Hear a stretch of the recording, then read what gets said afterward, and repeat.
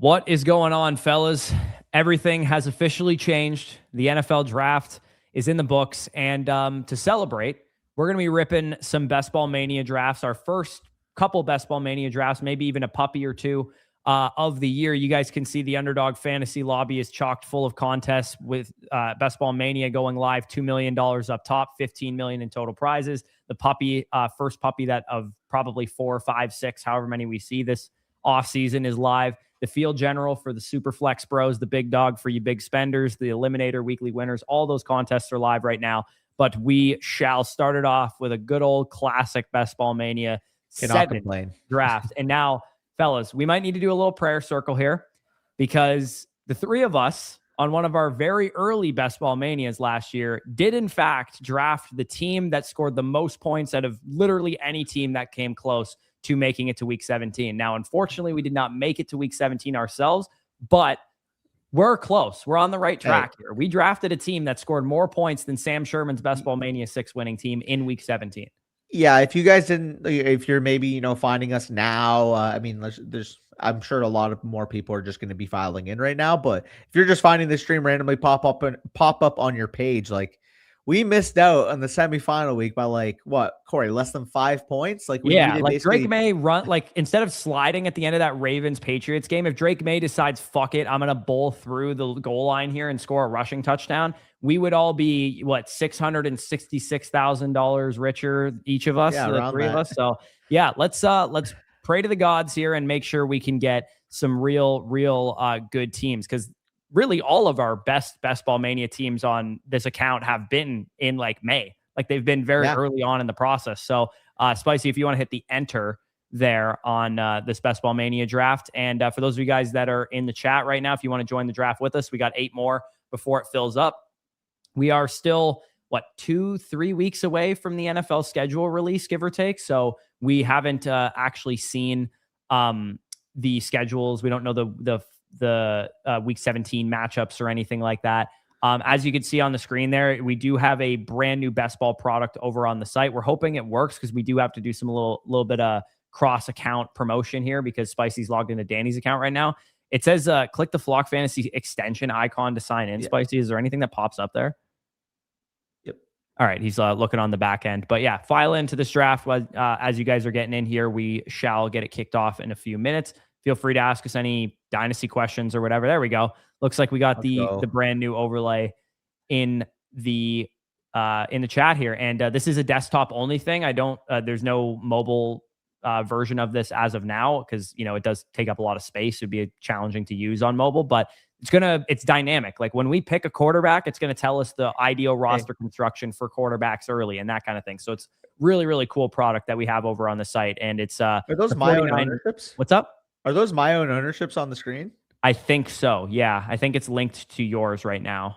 Yeah, that would make sense. Or no, these are just roster construction. So I don't think anything is ownership. It's 17% owned, 14% owned. Oh, okay. So maybe they are your ownerships then. Unless, I don't think they'd be Spicy. He's only done a couple drafts. Where do you see own at? On beside their names on the board. Yeah. Oh, I see. Yeah. So yeah, that might be mine because I have. Oh, never mind. I don't have any Puka. Yeah, Danny did a couple drafts in Buffalo, so those do look like his ownerships. I just know I didn't draft JT or Jefferson, so that's probably accurate.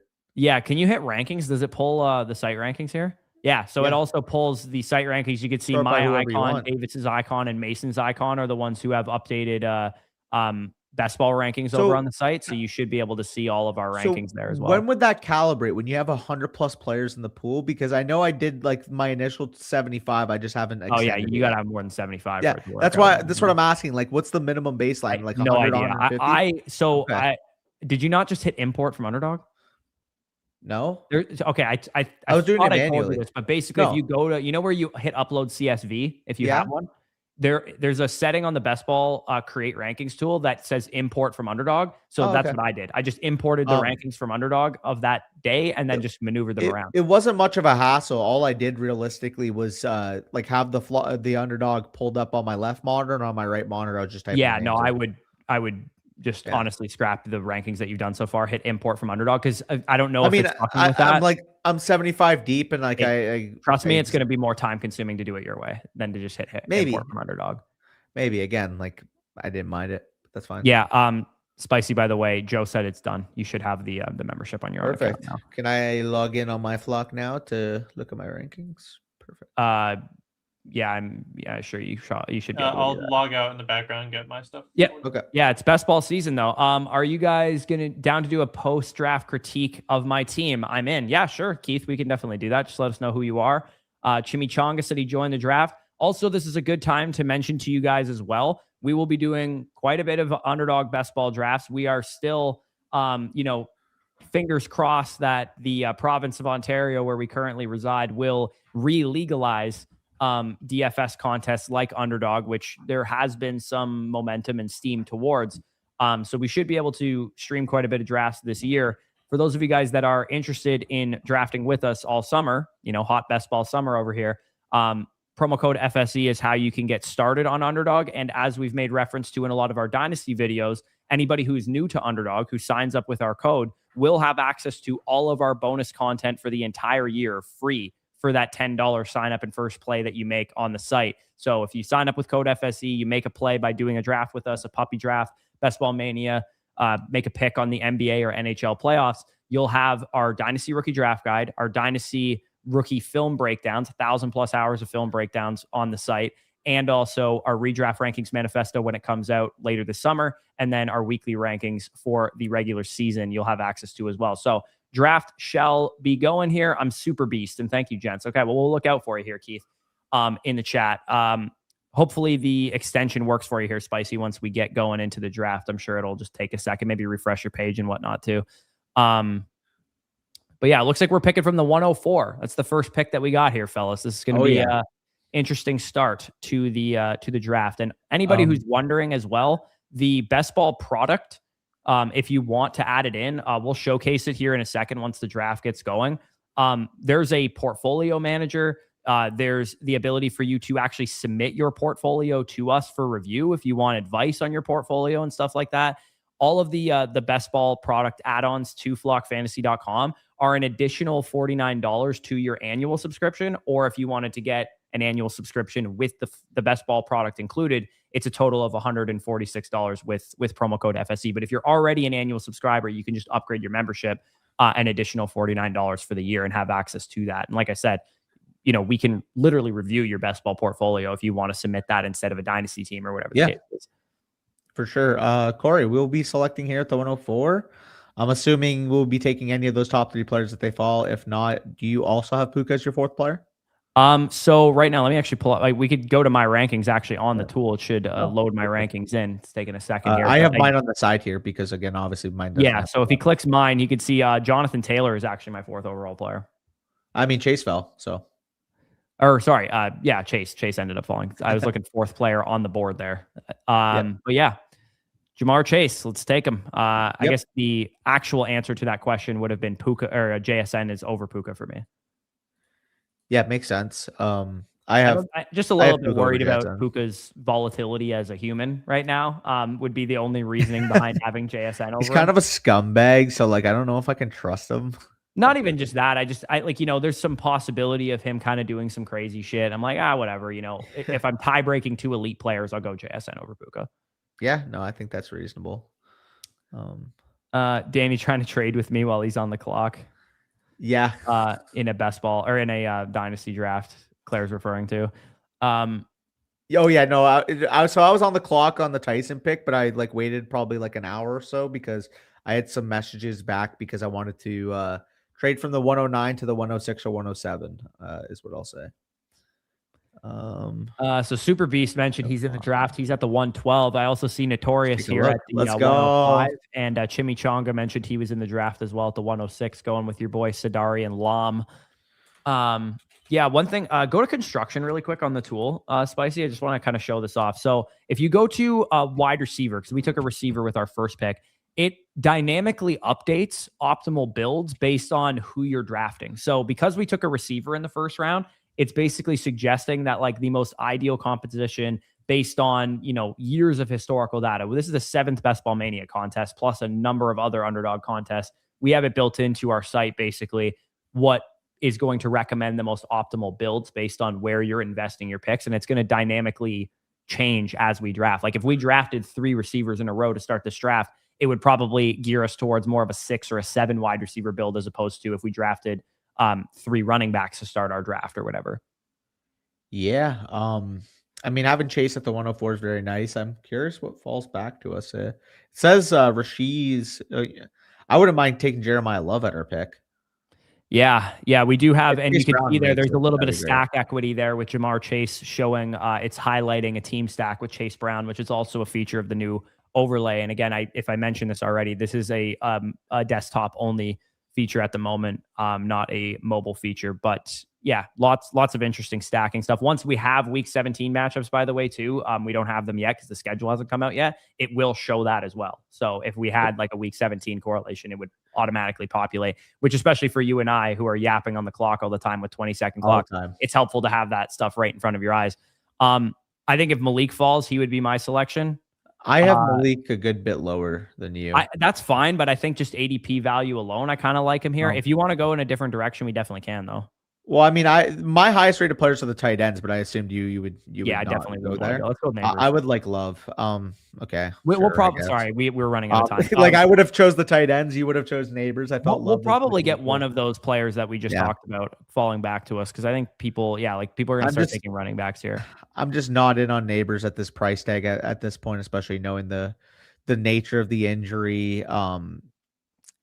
I want to have more information at this point, especially given some of the options. That's totally fine. I guess I would assume most people are passing on him for the same reason. So I think this would be the time for me that I want to pack my bags a little bit because, all the things that you look for a guy coming off an injury, super young, super athletic, he has all that stuff. So as long as he's kind of meeting his timelines, then I'm not going to be as worried, but we'll see what happens there. So Jeremiah goes off the board.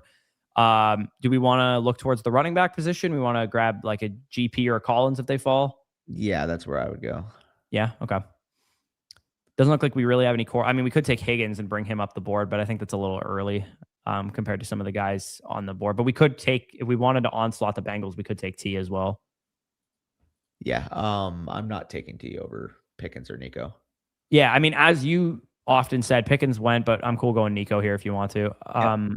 Yeah, let's go with Collins. As you said last year, Pickens could be T could be Pickens. Like any one of those guys is really capable. And now Pickens is very much a good amount better, so that helps. I don't think that's true. I think both of them are the same caliber player. Go put up a 1,400-yard year T. He has 1,400-yard year. Yeah, he said no, he hasn't. What? Well, first of all, Lamb missed a majority of time. We haven't seen T on the field with his starting quarterback, who was also hurt last year. If he's on Pickens if he's on Pickens level, he'll produce like Pickens. Yeah, which is why I said they're basically the same projection. I disagree. Well, that's what I'm saying. He's significantly better than T is my argument. Okay. That's fine. I don't feel like getting into a yap sesh right now. Yeah, I mean, T's career high is 1,091 yards and Pickens had 1,400 last year. I think like context does matter. Yeah, I mean, he also did that in 14 games. So pace that out. I mean, that's almost that's a 1,400-yard year. Yeah, again, until he has a 1,400-yard year, he doesn't. And also, it isn't. I don't know. If you give him his starting quarterback for 17 games, he plays 17 games, and Jamar misses 5 or 6 games or whatever CeeDee Lamb hits, I guarantee he hit 1,400 yards. Yeah, I mean, maybe. We haven't seen it, though.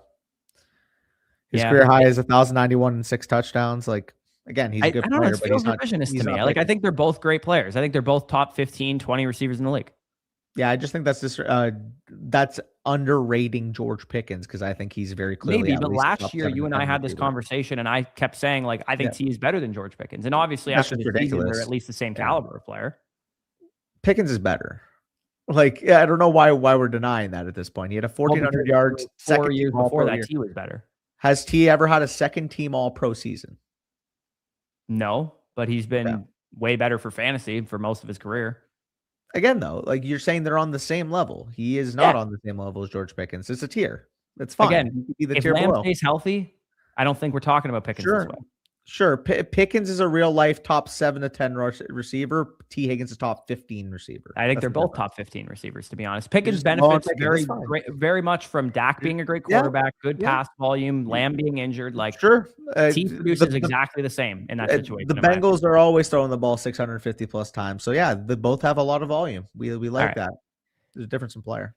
So we are going to probably need to get a running back at some point here because Yes. we are looking pretty heavy on the wide receivers. If you go to construction really quick, Spicy, I want to see what it's recommending that we go. Yeah, see, optimally, it's basically recommending that we go 6 or 7 wide receivers. As you can see, it's highlighted in green there. It would not be optimal to go like 8 or 9 receivers. So that's kind of how you guys can use that tool there. Go to my rankings really quick too. I just kind of want to make sure I have stuff up that's based on ADP. So it looks like Irving would be our ideal option at running back if he falls to us here.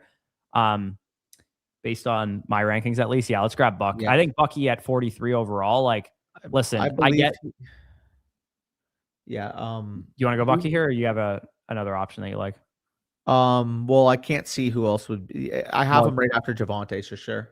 Sure. Okay. Yeah, Javonte went. He went. Yeah. Okay. I wasn't sure who was available at running back. That's why I was looking at it. Yeah. So we also do have our next pick.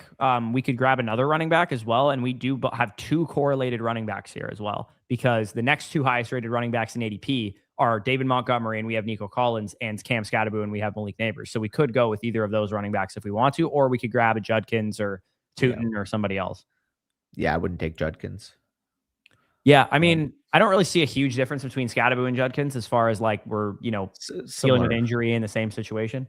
Yeah, I would just avoid both of them for Tootin, to be honest. And I mean, the beauty of it is I can't see. I mean, Jadarian Price is pretty close by. Actually, he's probably not going to fall back to us. That people actually adjusting their mind. I saw his initial ADP was like set in the 70s. That's why I was going to suggest. Yeah, no, he's up. What is that? 20 points or whatever in his ADP. People understand for sure. I have him at 48, and I have Tootin at 49 in my best ball rankings. Okay, so you want to go with Tootin here if he falls? Cool with either of them. We can. I mean, we do have some receivers like Rome and those types of guys on the board if we wanted to go with another receiver, but we can just take running back. We have 3 alphas. I feel like grabbing our running back here, getting a nice duo with Bucky and him. Obviously, a little bit volatile, but we'll see what falls back at the next pick too. Yeah, I mean, in an ideal world, hopefully Scatterbo does. Yeah, that would be great. Down on him would be great. I feel like this is the drop off after like Montgomery, Scatterbo, guys like that go off the board. Like look at the running back position, Spicy. Look like 5 down and on. Oh, you're just getting back. My bad. Look 5 down and on. Like you get to like Ramondre Stevenson, RJ Harvey. Yeah, it is disgusting. Yeah, I mean, I don't mind Pollard and Dowdle and those guys. They're not terrible options, but I want to take them in like the round 80s? 6. Like not really. Yeah. Like okay, we're bringing back Mike Davis at that point. Also, if Carnell Tate's going to still be the 5'9" in these drafts, I'm going to have so much of him this year.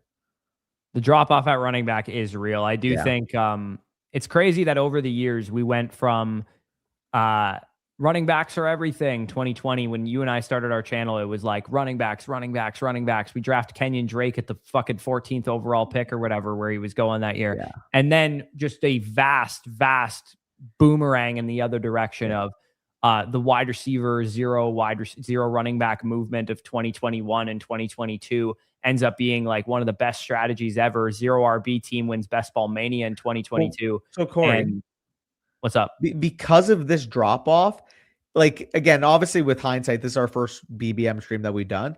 Almost makes me want to push Jeremiah Love up the board, because I genuinely feel like if you can leave with 1 running back and 1 receiver in the first 2 rounds, it's almost necessary this year. Because once you reach round 6 and you need an RB3 after a weak RB1-2 combo, like I would feel so much better right now if it's like, oh, we had Jeremiah Love at RB1 and then Tootin was RB2. You know what I mean? Because it's Bucky, it's like we're gonna want a better third running back for sure. Given like basically easiest way to put a combination bundles. Like, would you rather have like Neighbors and Bucky, or would you rather have Jeremiah Love and who are the receivers in that range? I think Pickens might have been on the board still at the time, or maybe he went. Well, where we picked Bucky, like right before the Carnell Tate range. Oh right, yeah. So Adams, Mike Evans or whatever.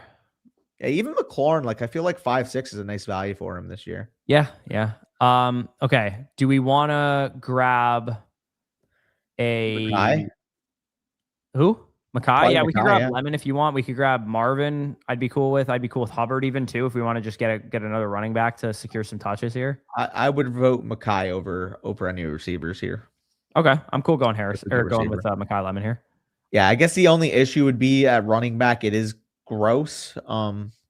I think I definitely would have, like, you could see in my rankings right there that I do have Marvin ranked the highest, and I definitely would prefer Marvin in best ball over Mackay, just because I'm, as we've talked about on numerous occasions, I'm higher on Marvin Harrison having a bounce back and breakout season. So that would be a little too far taking Lemon over him. I'd be fine taking Tate over him, even though I actually probably would still prefer Harrison. It's just I feel like taking Mackay over him does feel like Dynasty brain just a little bit. Wait, how am I writing off Marv for preferring Lemon? Like what? I think it is a tiny bit Dynasty brain to take him over Lemon, or to take him over Marv. I disagree, because I do think there's target competition there. You got a running back that can easily threaten for 60+ targets, and I do think the natural pass rate is going to go down. Like, I do think there's more concerns aside from me just quote unquote writing him off. I understand there's a ceiling there, but at the same time, they still throw the ball quite a bit, though, for what it's worth. They're literally number one in dropbacks. They very well could, but they were at an all-time high last year with a different coaching staff. On the clock here, do we want to grab Tyler Warren, Parker Washington? I would probably vote Warren over Washington. Let's go Warren. Okay. Yeah. Let's go Warren, and then we could still grab T-Law because we do have correlation with 2. Yeah, I know. That's what I was thinking. We could still grab Lawrence. We have Dart there down the board as well. And you and I both know one thing that's going to be on the menu for us at all freaking times is going to be Travis Hunter late in drafts. So that's why I'm like, do I really want to take fucking Parker Washington in the 70s? No, I don't. Like, no, fuck off. No, I'm not taking Parker Washington there. Like, again, hear me out. I actually think that Parker Washington and Travis Hunter's ADP should be straight up flipped. Yeah, I understand the volatility because it's like, like he projects at the wide receiver 4 in week 1, but like I don't give a fuck about what he projects like in week 1 when it's a BBM contest and Mackay Lemon goes. What is Mackay Lemon going to project as his week 1? Well, that's what I'm saying. It's like that. I'm always taking upside in these best ball contests because I can understand getting a steady floor of spike weeks in the round 10 to 15 area. Also, isn't this the perfect place to take Travis Hunter? You don't know when to like exactly what happens, and I think this will happen if Hunter's volatility is very week to week. Like 80% of the snaps this week on offense, and then 40% of the snaps the next week on offense. Isn't best ball the perfect situation then? 100%. You never have to choose when to start the guy. And also to answer this question, I think if I had to guess in terms of an allocation of percentages of 100, I would probably say 60% goes to Tootin, 30% goes to Rodriguez, 10% for the long down and distance with Quinn. I actually think a perfect example is the running back we took right before him. I think whatever Bucky gets is what Tootin will get, give or take. Yeah, that's reasonable. It's Liam Cohen's offense, the same situation. We comped Tootin to 60-30-10 makes sense years ago, like when they took him.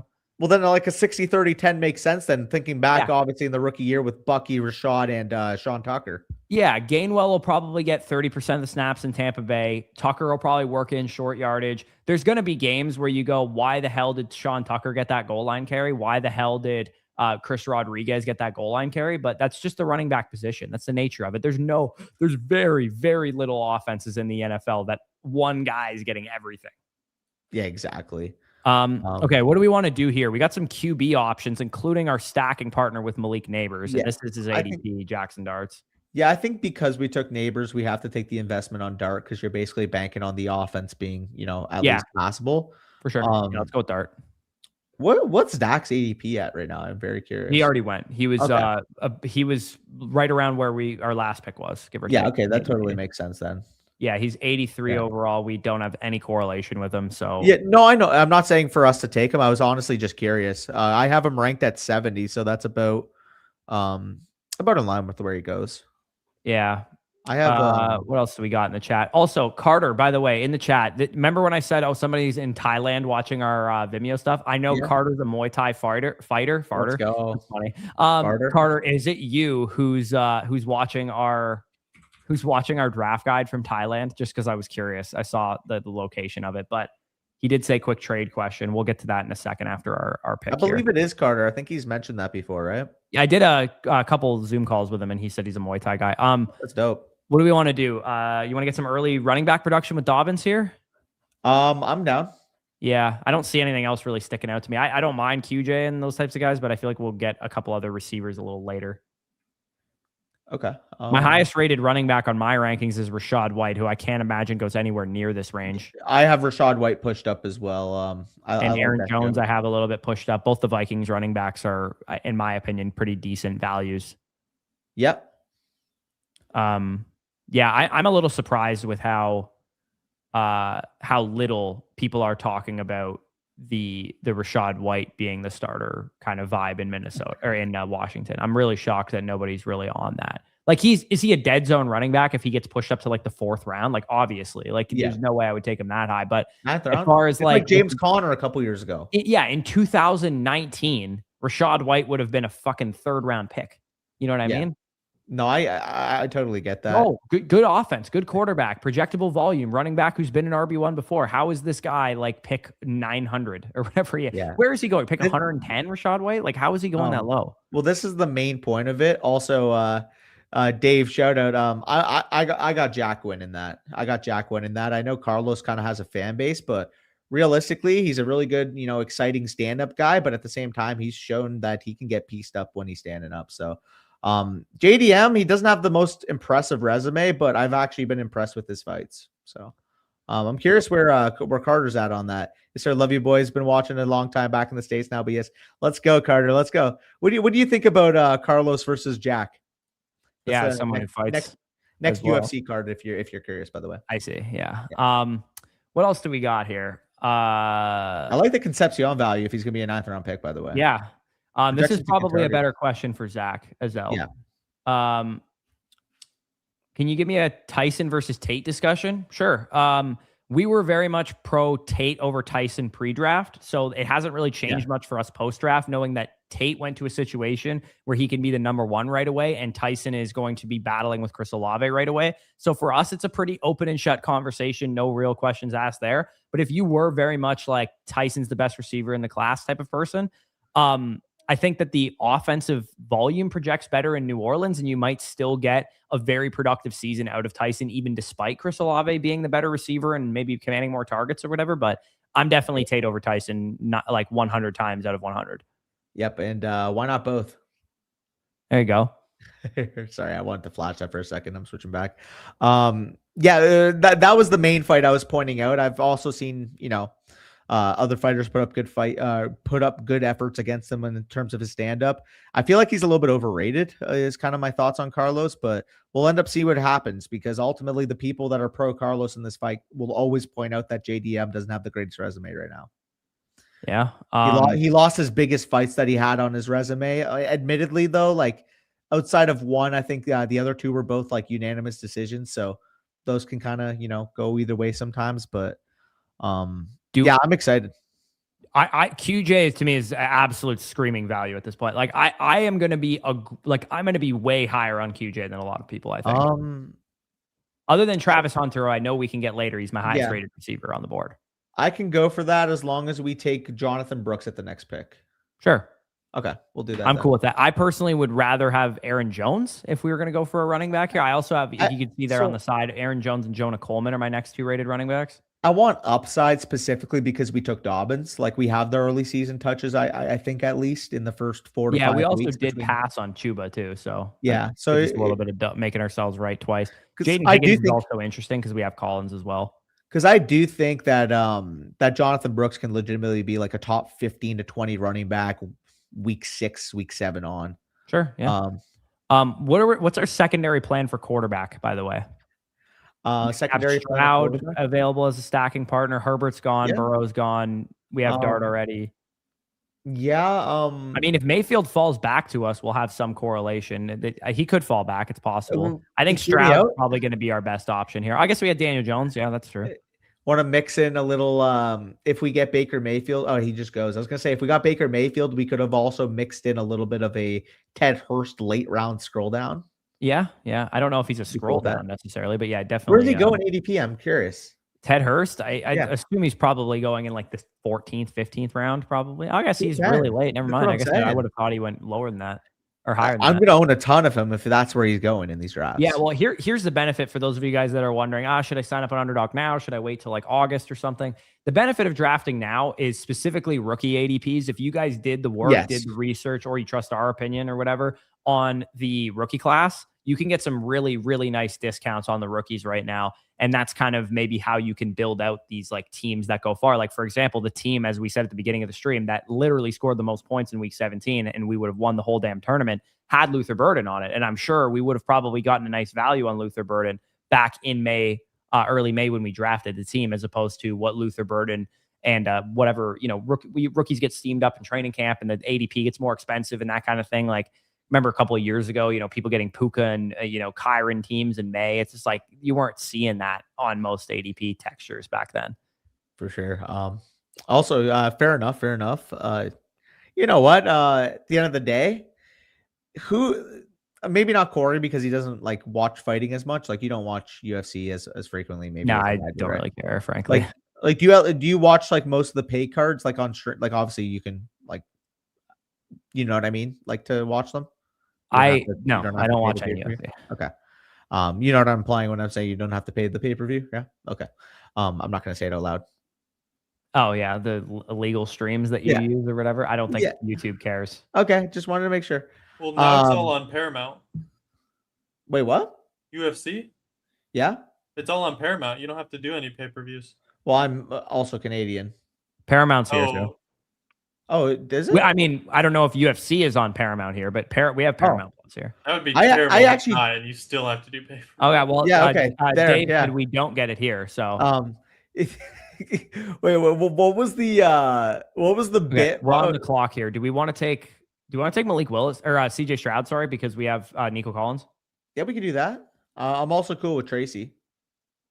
Yeah, I think we should take a quarterback because we got stacking partners on the board here. Yeah, and we could always get Coleman falling back. What are the bye weeks of those two quarterbacks that we have? Schedule's not out. Oh, we don't have bye weeks yet either, I guess, right? Yeah. Also, I remember now in the season, the TV app.2 just implanted in the top left corner of my laptop screen every NFL week. Yeah, tvpass.org. tvpass.org, that's what it was. Who's bullish on QJ? Who's not? Like, so here's why I'm bullish on QJ really quick. Mike McDaniel's offenses run a lot of screens, a lot of drags, a lot of yards after catch types of routes. And I remember back when, Tyreek and Waddle were cooking, people did studies on like the expected PPR point output of like a drag route in Mike McDaniel's offense. And it was like way higher than every other offense in the league. And that is QJ's bread and butter, let alone like the big long field down touchdowns that he can do. So I actually think that Mike McDaniel is going to help him probably more than anybody on that team. QJ is going to be the biggest beneficiary of Mike McDaniel, to be honest. There you go. Yo, you mentioned QJ and you awoke in Mason. Yeah, Mason. I mean, Mason, if you're around and you're not doing anything, you can feel free to hop in here. But if you're doing shit, let's chill as well. Do we want to grab? Yeah, let's grab Jonah Coleman. He's we gotta go Jonah. Stone cold baller. We could take Tyler Algier since we passed on Jeremiah Love as well. Let's go Jonah. Feeling it. Jonah, let's live a little. Yeah, this is what I said. Remember, I said this the other day. I was like, you could probably take J.K. Dobbins and Jonah Coleman in the same draft. I think it might be optimal. It's basically just saying the whole "fuck you, RJ Harvey, you stink." I'm going to go with the two actual girthy running backs in this backfield. One for early, one for late. I mean, RJ Harvey probably doesn't stink, but he is. He's the little twink of the backfield. Let's be real. Is he a twink? Is that what we're calling him? RJ Harvey's just a twink. Twink Harvey. Twink Harvey. No, give me that girth, baby. Give me Jonah. Setting the tone. Fuck yes. Professional comp, Daniel McKinnon. Yeah. After this draft is over, we'll show you guys what the best ball portfolio manager looks like on the site, because we needed to finish a draft before we could see Spicy's portfolio there on his account. But yeah, like I said, we're going to be ripping, I don't know, at least 40, 50 drafts this summer. And we'd love to have you on board. We're not going to stream every single night like Mason will. Maybe we get back in Ontario. Dude. You know what I've noticed, Danny? You know what time of day is not occupied by best ball? Mason does night streams, obviously. Pete Overset and some of the other guys do best ball breakfast and stuff. There's no afternoon best ball streams out there. So we could monopolize that time slot. 3 p.m. stream or something like that. We could monopolize that time slot for those of you that are tuning in. Maybe you get home from work, you start or lunch break for West Coast people too. Lunch break on West. Yeah, no, I might see your vision right there. Yeah. I might see your vision. And, I like when I worked office jobs, I always loved the 3 p.m. window because I always like was listening to podcasts throughout my day or whatever. And most people who were like doing the podcast obviously were like working a regular work day. So their podcast would usually drop at like 2, 3, 4 o'clock, like the fantasy footballers or, those types of podcasts that I was listening to at the time. So I always loved the afternoon at my job because I always had like a lot of fresh content to listen to. Like, I don't know if you guys feel that way about us because we always drop stuff in the afternoon as well too. Well, that was me in university. Yeah, Danny never had a real job, so I worked from 14 till 18, and I like multiple jobs like grocery, bakery. Like I did like I didn't get a grown up, by the way. Huh? We do just have one tight end. I'm pounding the table. TJ Hawkinson bounce back season. Let's take him. I like AJ Barner more. Ugh, no. Yes, I don't want it. I would rather wait on Dalton. Well, let's get you some exposure now because you're not going to draft him at all in your own account. Give me a running back instead here. Well, there's none. Fuck. Yeah, there's no good ones. Like what? They're all garb. I do not want TJ Hawkinson, man. It's coming. Bounce back season. I'm gonna throw up. I don't know. To me, I just look at a guy who's got 4 top 6 seasons in his NFL career at the fantasy position of tight end, and he's available at pick 165. To me, that's reasonable. Like, why would I take Dalton Schultz when he's the same? He's the same thing in 2 rounds cheaper. Right, but he went 1 pick after. Okay. Yeah. He was lower than AJ Barner on the ADP. How much did that guy reach? The floor for Hawkinson is Dalton Schultz, though, is what I'm saying. And the ceiling is like maybe he's 75, 80% of the player used to be. This is where I'm at too.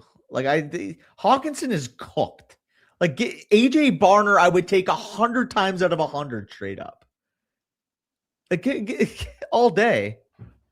I love to wake up with a draft almost like taking a multivitamin. Facts. Well, yeah, that's like what I always loved about Pete Overset's channel is I'd be doing like administrative stuff. Yeah, we're on the clock in a second here, but I would just watch his streams, listen to his streams while I was like, making rankings or whatever. Like I like the morning stream. Hey, also Corey. Okay, we're on the clock. We'll have our vote. Get AJ Barner here. We're done at tight end. All right, sure. Go nuts. Done at tight end. Done at tight end. Let's roll.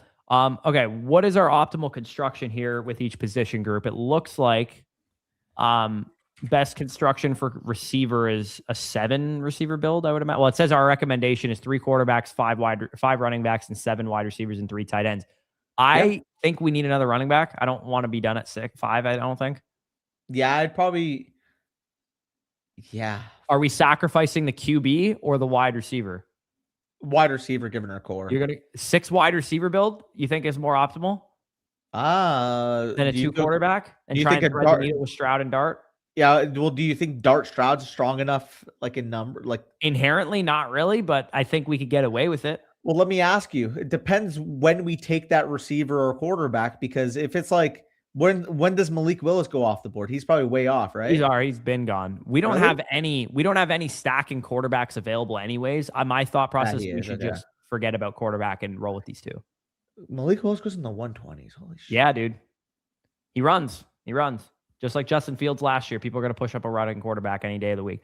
I think we should forego the 3rd quarterback, personally. Yeah, no, I'm on the. If we had like an obvious stacking partner, I would be like, let's take one, but. I don't know if Dart Stroud's strong enough, but no, I don't think it is either. Right. But we already took the bet on Collins. Maybe it's a big bounce back for Stroud, and we can, the bros who have won this tournament always argue that 2 quarterbacks is optimal once you get into once you advance out of the first. Like it's obviously more optimal to have 3 quarterbacks to make the week 15, but once you get into week 15, if you can do it with 2 quarterbacks, it is more optimal because you need the roster spots usually at wide receiver and running back to account for injuries typically. Fair enough. So we need 2 wide receivers and a running back to make it out of here? We need, yes. Okay, yeah, 2 wide receivers and a running back if we're going to forego that quarterback spot. I think then because we're going with 7 wide receivers, we take the running back here, be done with it, and then we have the let's take the running back first, or at least prioritize. I was hoping Singleton or Emmett Johnson had fallen back to us, and neither of them. Mendoza 1603 is an insane value, in my opinion. Yeah, I mean, I think it's reasonable though, because if you think about it, there is some legit with smoke Kirk, right? Starting Kirk Cousins a couple of games. Like, it would probably be more like a Russell Wilson situation from last year, where it's like 3 games, not like. Well, that's what I was going to ask you. Over under 11.5 Mendoza starts. I would take the over on that. I think that maybe we get 4 games out of Cousins. I'd put the over under on Cousins starts at 3.5. So funny enough, the reason why I'm asking you that is because I believe if you go over on underdog right now, there's the higher lower option, and you can get the higher on Mendoza starts at 7.5. Really? Okay. Yeah, I would take the higher on that. Do we want to go Kamara, Katron, Emmanuel Wilson? What running back do we want to go with here? Or we could take Tank Dell as well. Let's take Tank Dell first, actually, because he stacks with our guys. I don't think he's going to even be. Okay, well, then let's take. I would take Mooney. I would take Mooney. All right, take Mooney. Not Dell. There we go. Okay. I'm very terrified about his recovery back from that injury. Until I hear anything but positive, inherently on a team that we have Stroud and Collins already, this is where I would take my share. Fair. I have more confidence in Mooney for sure. That's fine. Okay, go to the running back position. What do we want to do here? Emmanuel Wilson, we could go with. Maybe he gets some touches early on. Kamara. We didn't take Rashad, so Katron could be interesting too. If he makes I'm down for Katron. Yeah. Could you go Claiborne as well? We have Hawkinson for some correlation. I don't mind Kamani either for that exact reason. Yeah. It would be like the anti-Hampton back. Or I'm down for either one of those guys. Katron just went, so are you Kamani or Keaton? Let's go Kamani Vidal. Kamani Vidal. So that's what I was asking. You're Kamani over Keaton then, right? Yeah, I think if we're playing it through Hampton is hurt, yes. Yeah. Okay. Well, I think that Keaton could have a little bit more of a standalone role when Hampton's healthy. You want the big body. You want the guy that gets the I mean, we saw Kamani. If you would take Kamani in the 17th round last year, like it was one of the best picks on the board probably in the 17th round. Low key, if I remember that Hurst was there, I would have went that direction. I mean, yeah, we can get another opportunity at a wide receiver here. 17th round Hurst is go to our receiver core really quick. I just want to see, can we go a 6 wide receiver, like and go for the 3rd quarterback instead? Flournoy? Yeah, I mean, what's going to contribute more to our team? Having Aaron Rodgers or Tua Tagovailoa or somebody like that to just give us a couple of weeks, or would it make more sense to just take the swing on a Zach Branch or a Flournoy or a Brissell or whatever? Probably Flournoy, because there's the upside that if Pickens or Lamb were to miss time, you're getting the wide receiver 2 on an offense that's going to throw the ball. Like we're talking about pure upside plays either. Like if I told you that Ryan Flournoy between weeks 13 and 16 was the wide receiver 16 in ADP in fantasy. Yeah. Like that, there's a plausible scenario. Yeah. I know this is disgusting, but I actually think that Cooper Kupp is quite a good value in this territory, because I think he'll be on the field a lot. And I think he can catch 7 touchdowns or whatever as well, and give you, remember Adam Thielen like a couple of years ago when he was on Carolina, where we're like, this is the most disgusting pick of all time, but he ended up being like a wide receiver 2 for like an 8-week stretch. Yeah, no, exactly. I think that Kupp could end up being something like that too. Yeah. The other thing with drafting now is trying to keep in mind who could add, the Diggs and Debos and like those types of players that are still available on free agency right now. You don't want to get too in the weeds with like projections. Like where did Antonio Williams go in this draft? I'm very curious. He went at 16-11. Okay, that's actually reasonable. I was gonna say I almost thought that people would push him up 13th, 14th round, because they're like, oh, well, Washington has no other pass catchers, even though they're more than likely going to be the team that signs Diggs or Debo or Ayuk. One of those. Yeah, I think Branch is a good example of maybe pushing somebody up too. Because like, what if they sign a Diggs or a Debo or whatever? Because like they could very easily do that, in my opinion. I'm cool with Flournoy here. I think he's got the most upside. I mean, I would vote for Surratt over Flournoy, but I just feel confident again. Maybe Surratt as we get closer to the season, like I would be like higher on. I feel like it's a very much dynasty brain right now. Sure. Yeah. I mean, I will get my shares closer to the season. He might be a fucking 12th round pick though. Maybe. Like Surratt's tearing up training camp and looking like great in preseason. It wouldn't shock me if he's a friggin', 112 ADP or something. Very valid. Very valid. But yeah, so this is how we closed it out. It was a 2-6-7-3. Yeah. So we went against the recommendation of our own tool here. But again, I think sometimes you got to make the decision. Do you want to go with that extra running back? Do you want to go with the extra onesie? We went with the extra onesie at tight end. I think we could have threaded the needle if we needed to with Hawkinson and Warren. I just think grabbing Barner gave us a little bit more flexibility there, because Barner can always hit your flex too as well. So if we had a stronger tight end too, I probably could have convinced it. But like I'm just not a Hawkinson. Going to be in round 4 by the time the season starts. Could be. On the tool, you can see regular season advancement, then semifinals, then finals. That's just how it reads left to that's right. dope. The composite is just using all 3. Okay, that's good to know. Sounds good. All right, so we shall rip another draft here. Yes, Let's sir. do another best ball mania. Actually, go to the portfolio manager if it's working, Spicy. Just I want to see if we can showcase that a little bit so people understand what it looks like on the website.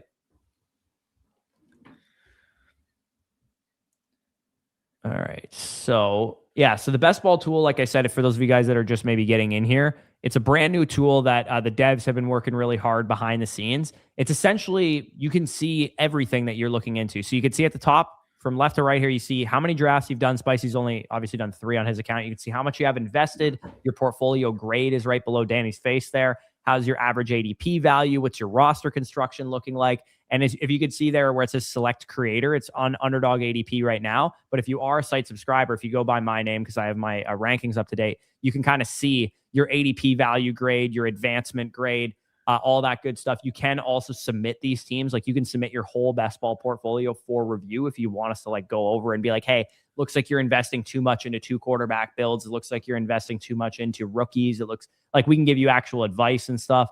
Maybe diversify which Chargers receiver you always take. You're always going lad here. You should probably mix in some other guys. And you can see at the top there as well, at the top right corner, you can see your actual exposures, like how many shares of each player you have, your average pick capital, your delta. Looks like we're taking a whole lot of Mekhi Lemon and Bashil Tootin and Jonah Coleman so far. So yeah, you can use that to balance out. And this updates, Mason can correct me if I'm wrong. Pretty sure this updates like in real time. As soon as the draft is done, it's going to be up to date. So you don't have to like load like the previous way. Some of the other tools that are out there, you have to like download your exposures from Underdog and you like send it into the tool. Like I know Fantasy Life and some of the other tools that are like that.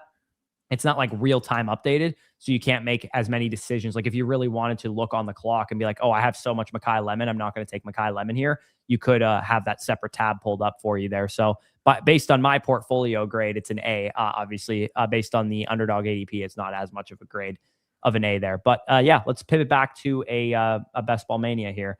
And yeah, like I said at the beginning of the stream, the Underdog best ball portfolio tool on the site is a $49 per year add-on.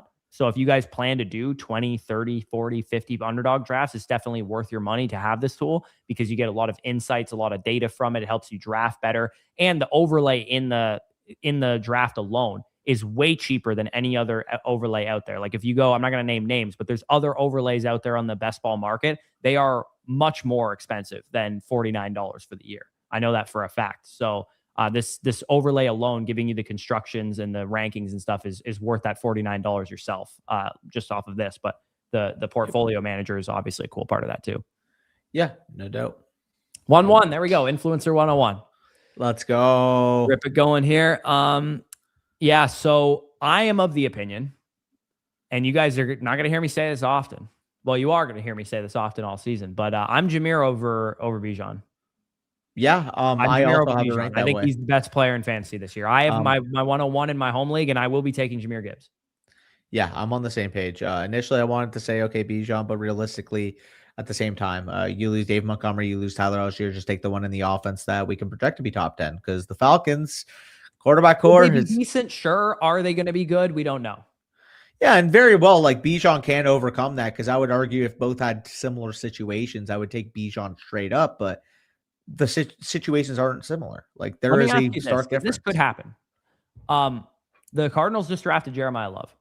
James Conner's former offensive coordinator, Drew Petzing, is now the offensive coordinator of the, let's go with the Lions. Of the Lions. Yeah. What if James Conner is cut or traded or whatever to the Lions? I know they have Pacheco already, so they did already replace that David. I think they made their bed there. That's why. But let's say Conner goes there too. Yeah. For cheap money, Conner goes there as well. Do you have any, would that worry you on Gibbs in any way, form, or facet if James Conner and Isaiah Pacheco are in that backfield? No. You'd still have him over Bijan? I think James Conner might be cooked. Maybe, but something to think about because it could happen. They could make another addition. Yeah, they definitely could. What was the contract that because he agreed to an adjusted contract, Conner, right? Yeah. It was a really cheap contract. I don't think it was anything super expensive. 1-year deal with 3 million, but 2.1 million in dead cap.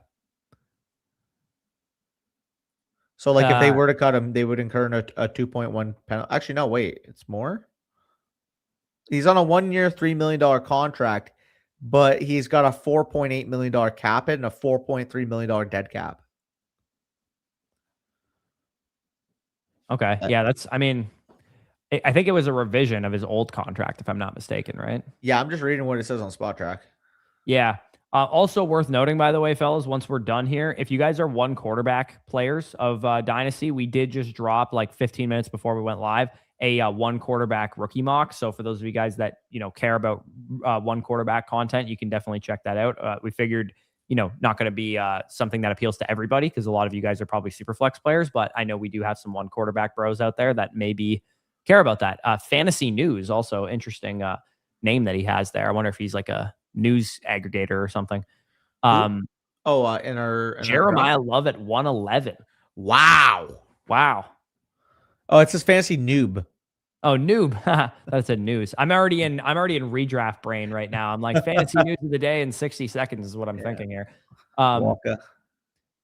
Walker and Love, double tapping. One quarterback super flex. Scribble says he watched the one quarterback video. We appreciate you. How gross do you think Kelsey is in Dynasty? I got offered Mahomes plus Kelsey for Dart and 204. I mean, you should take that deal just to get Mahomes instead of Dart, to be honest. 204 is nothing, too. I'll be real.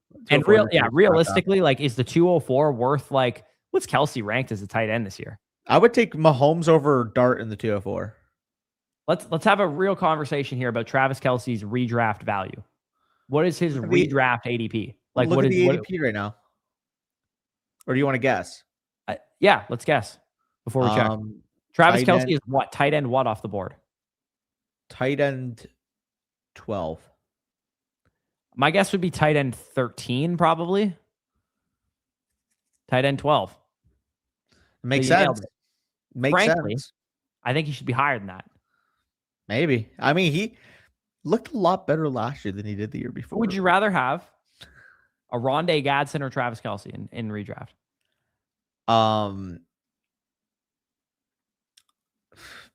Might be Kelsey. I would rather have Kelsey. Where does Gadsden go? Gadsden probably goes what, 10? Yeah, I think so. You want to go London here? I think that's a good value, right? Yeah, I'm cool with London. London and GP, or you want to go Trey McBride, or I don't mind mixing in McBride here. Yeah, I'm not very pilled on the tight end, so when I'm drafting with you, I'll definitely be fine taking one. Plunges. Yeah. It feels like good ADP value. Like, this feels like a very unique combo because how much Gibbs is going to be paired with London and McBride. Yeah, this is something that I have to factor in potentially as well for my own pick in my home league is do I take the plunge on a onesie at my 2-3 turn pick after taking Gibbs 101? Because, like, if you just think about it from a redraft perspective, starting your draft Gibbs, London, McBride, you have a couple hammers, right? Like guys that people are scared of playing against, and in a best ball tournament, really high ceiling options. We almost got Bowers too. Imagine we got Bowers. Oh my God. Are you Bowers over McBride this year? Yeah, bro. Bowers might catch 125 passes with that receiver core. So I go back and forth on Bowers versus McBride from a redraft perspective. Obviously in Dynasty, I'd prefer Bowers because he's younger, but in a redraft setting, like I said, Mike Clay has the Cardinals projected for the most dropbacks in the NFL. But like they were clearly the most last year, and Bowers the year prior had 119 receptions as a rookie. No, I get that. Maybe I worry a little bit more about the growing pains of a rookie quarterback. Right. But if we get Cousins right away and Mendoza has a few games to marinate, I think we're getting 10 starts at least out of Jacoby Brissett. So call it a hot take. I wouldn't be shocked if we had Bowers in terms of just the receiving production per game in line with the tier 2 wide receiver finishes this year. Just in terms of like target share, receptions, yardage, like he's got the opportunity in that big slot role with the Las Vegas Raiders with Jack Best, Jalen Naylor. Yeah, no, you're right. You're right about the fucking receiving core for sure. He might average 11 targets per game. Yeah. And I guess if I'm going to be, very pro Marvin Harrison taking a step forward, that could affect Trey McBride as well. And not to mention too, I said, the rookie quarterback, blah, blah, blah. Like they might have a rookie quarterback in there in Arizona at some point as well. So yeah. Like Carson might be starting some games. Mike Clay has him projected for 2 starts, so he's not projecting very many starts from him at the moment. But Trey McBride and the Cardinals, like he's projecting Trey McBride to have 164 targets, 119, 1168, and 6 touchdowns. And if I go to the Raiders projections, I'm just curious what the difference is for him. He has Brock Bowers for 138 targets, 100 reception, 997, 7 touchdowns. So he does have a pretty sizable difference between McBride and Bowers. And I think the reason for that is that he only has the Raiders quarterbacks passing for 18 passing touchdowns and 3,800 total yards, which would be my concern as well. If I had to really nail it down, I'm like, I don't know if we're getting, let's say, 4,200 passing yards and 22 touchdowns, which is what he has the Cardinals quarterbacks for. Which is fair, but again, like as a rookie, this guy had 112 for nearly 1,200 yards. Like natural progression as a player. Now he's fully healthy. Like health was the issue for him last year. We saw what he can do in 1 week against Seattle. That game where was it Seattle that they played or Jacksonville or what game was that? All I know is I played against him that week in my home league, and he single-handedly beat me. Yeah, he could go nuclear. I guess my point, I think ultimately on both of these guys is I don't really want to be the one to draft either of them. Not because I don't think they're going to be ballers, but if Bowers is a 2-3 turn, I will own him everywhere. Yeah, 2-3 turn I think is when it starts to become very interesting to me. I do worry about the overall pass output of both teams. Like, are we getting a 4,300 yard, 25 touchdown season out of either of these two quarterback cores respectively? And I would be worried that we won't. Yeah. But in Bowers' case, like you said, there's a lot less targets to worry about in the offense that there's no Jack Besh isn't fucking putting up 100 plus targets. I mean, I get it pass rate, but like just given the target competition itself, I do find it weird that the projections have such a favor in targets for McBride over Bowers. Because honestly, if you're giving me plus odds right now, I will take Bowers to out target him straight up. Yeah, I don't think that's an outrageous take for sure. He doesn't have it that way. For whatever reason. You want to go? I don't mind McConkey, Adams, I'd be cool with McConkey here with one of these selections for sure. Yeah.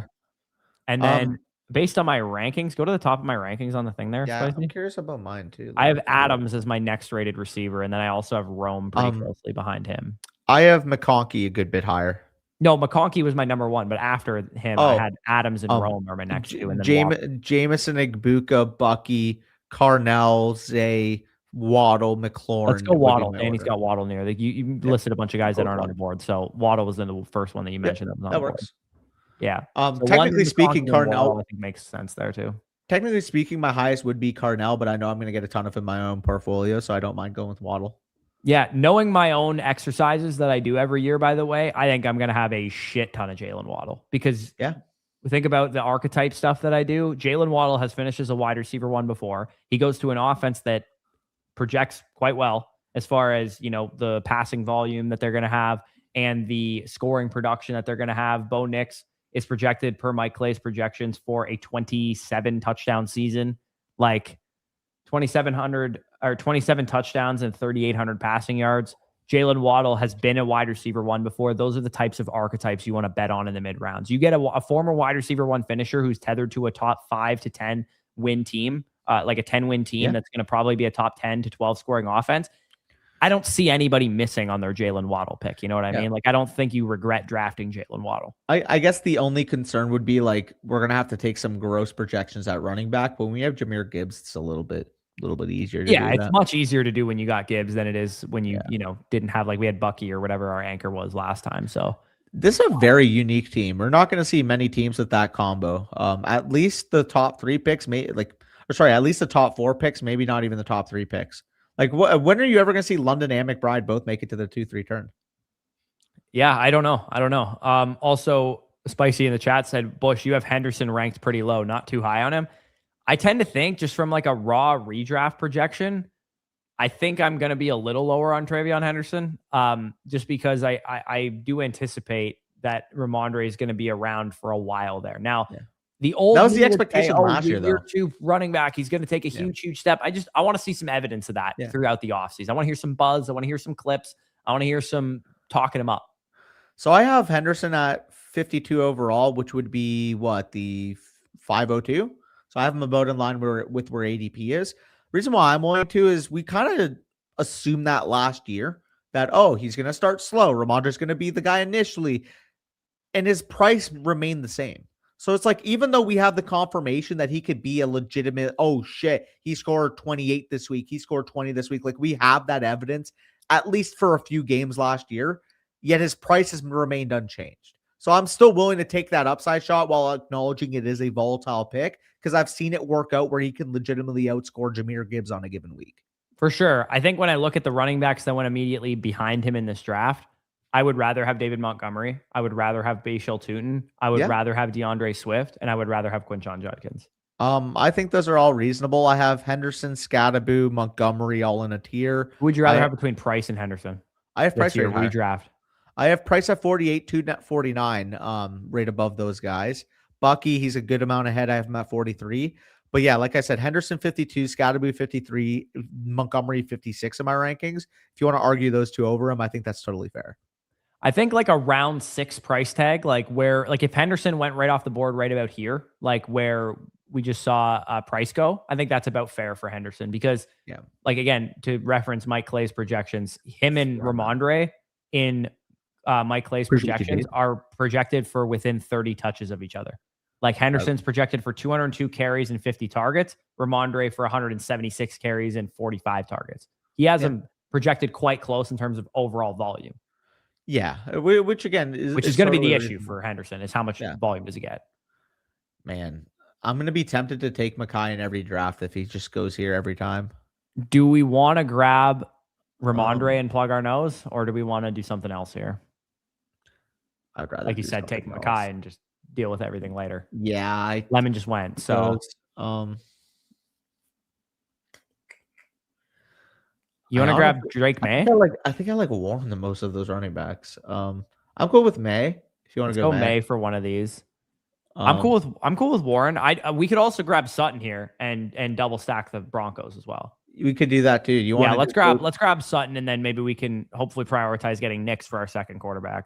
Yeah, we're just gonna make this like a 7 running back build and then just rip. Yeah, this is gonna be a 2 quarterback for sure as well. Because Nix is gonna go. We're gonna have to take Nix with our next pick, I would imagine. Yeah. So if I were to guess right now, 2 quarterbacks, 7 running backs, 7 wide receivers, 2 tight ends. Yeah, we're gonna need Jonah Coleman's gonna need to be on the menu for this team as well because we're gonna have Bo Nix and the 2 receivers. Yeah, no, that makes sense. Yeah, I think I'm gonna have a lot of Jonah Coleman, J.K. Dobbins. Oh, it's such a nice combo. Yeah. I just like with Sean Payton backfields too. Like, how many times have we said like year over year, hey, if you just gave one guy this workload that Sean Payton running backs get, it's an obscenely good running back. Like, imagine those Mark Ingram Kamara years if that was one running back getting all that work. It's all good because I saw a take on the timeline today that somebody would take Ray Davis, the prospect, over Jonah Coleman, the prospect, which is that person doesn't know how to properly evaluate prospects very clearly, in my opinion. Yeah, it popped up on my Twitter feed. Some shit that pops up on my timeline. I just gotta. Sometimes I type out messages and delete them, and I'm like, it's not really worth getting into a discussion with this person. I'll just type it out, so in my head it felt like I did something. Yeah, Mekhi's a value, man. Like this is, you know how people said we're never gonna get Garrett Wilson, Justin Jefferson rookie year prices ever again. We might. With Mekhi Lemon this year. Yeah, it sounds like we are. Like not in this, because Mekhi Lemon's, in best ball, he's going to go higher than he'll go in most platforms. But in home leagues, people getting Mekhi Lemon around 9, round 10, you bet your bottom dollar they will. I guarantee he's going to go there in home leagues. You know what I am grateful for is taking, I mean, I guess in this draft, it's only 5'9" versus 6'4", but I was going to say taking Tate over the rookie wide receivers basically in every room. Because I have Tate like a tier or 2 above any of the rookie receivers. Like in terms of redraft this year? I think T-Mac, in my home league last year, I took T-Mac at 5'11". I think that's about the range he's going to settle in. I would take him ahead of market then because I like even probably not on underdog. I think he's going to settle in that range. I'm saying in home leagues, you might get Tate early round 7. That's late round 6. Is insane to me because ultimately makes me want to draft running backs early, to be honest with you. That's what I'm saying. I'm like, why is Tet last year more expensive than Tate is this year? Considering that maybe people disagree on this. I think Tate was a tier above as a prospect, personally, 92 versus 88. I think if we pulled the entire industry, they're about the same. But like at least maybe that's why I'm also going to be aggressively ahead, because in my opinion, Tate was a substantially better prospect. He gets earlier draft capital. He goes to an offense that I have more optimism around. You have Brian Daboll. You have a quarterback that I do think has a ton of upside versus, again, we thought Bryce was solid. Obviously, you're higher on Bryce than I am, but admittedly here, you're more excited about Cam Ward and the natural tools he has going into year two. I think the right? market definitely would be more excited than about Cam Ward this year than they were about Bryce last year. Yeah, and I already said it, but like the biggest thing, again, that nobody's talking about is Brian Daboll. Like Brian Daboll, we have a history of getting his number one wide receiver targets. Stephon Diggs, Malik Neighbors, like Carnell Tate. Also was a rookie that year as well, so he's not afraid to put it. I think that's really important. Some coaches, like, you know, you hear the Green Bay Packers fans in the comments every time, Matthew Golden, he wasn't involved. They don't use rookie receivers or whatever. Some coaches are like that. So the fact that, you know, Daboll is not only relied on rookies on his offense. You think of the running backs the last couple of years and Neighbors, like, so we're Bo Nix for sure is one of these. We definitely got to get a running back. We got to go Dobbins, right? Yeah, all aboard that. Or do we want to forego Dobbins and take Jonah Coleman later and take Manungai instead? Dobbins and Coleman. I'm cool with it. Let's go. We're just going to onslaught the AFC championship from last year, I guess. No, literally. No, but it is fascinating because to me, like the way I view Carnell Tate, the talent, the way I view the situation here, the way I view the play caller, the way I view the history, the way I also on top of that, I'm not sure if you saw, I believe it was their assistant GM was talking about the Carnell Tate pick because people were stunned about it. And he's like, yeah, we kept it close vest. In reality, when we looked at it, we wanted to structure our offense a certain way. And Carnell Tate fit the exact vision for what we want from our number one receiver. Basically, he worded it a little bit different, but that's what he was basically saying. And he said, with Carnell, you're getting a 3-level separator. You're getting a guy that is not only sure-handed at the catch point, but is aggressive at the catch point. Like he was basically saying, like Carnell Tate is our model of what we expect from a number one wide receiver, which is why we couldn't pass on him on the build of our team. One thing I want to ask Mason about, this is totally unrelated, but I just thought of this. I wonder if Mason and the devs can program this thing to overwrite the queue on the Underdog app. Because one thing that I'm looking at here, you see how it says our recommendation, 2 quarterbacks, 6 running backs, 8 wide receivers, etc. I wonder if we could somehow program this overlay in a way that it would take the highest rated, let's say let's say the recommendation was this build, it would follow this. Like, because you know how many entries, Danny, have you had burned over the years because you got auto to 4th quarterback? Yes. Like, I wonder if there's a way for us to actually incorporate that. Because if you think about it, this tool is $49. That's 2 Best Ball Mania entries. Yeah. And it would save you from burning 2 Best Ball Mania entries by itself. Guaranteed. Bring it up to the devs. I think that would be big. Yeah. I don't know if that's possible. I'm not a coder. I have no idea. White making it to us would have been lovely. Would you put in the chat here about?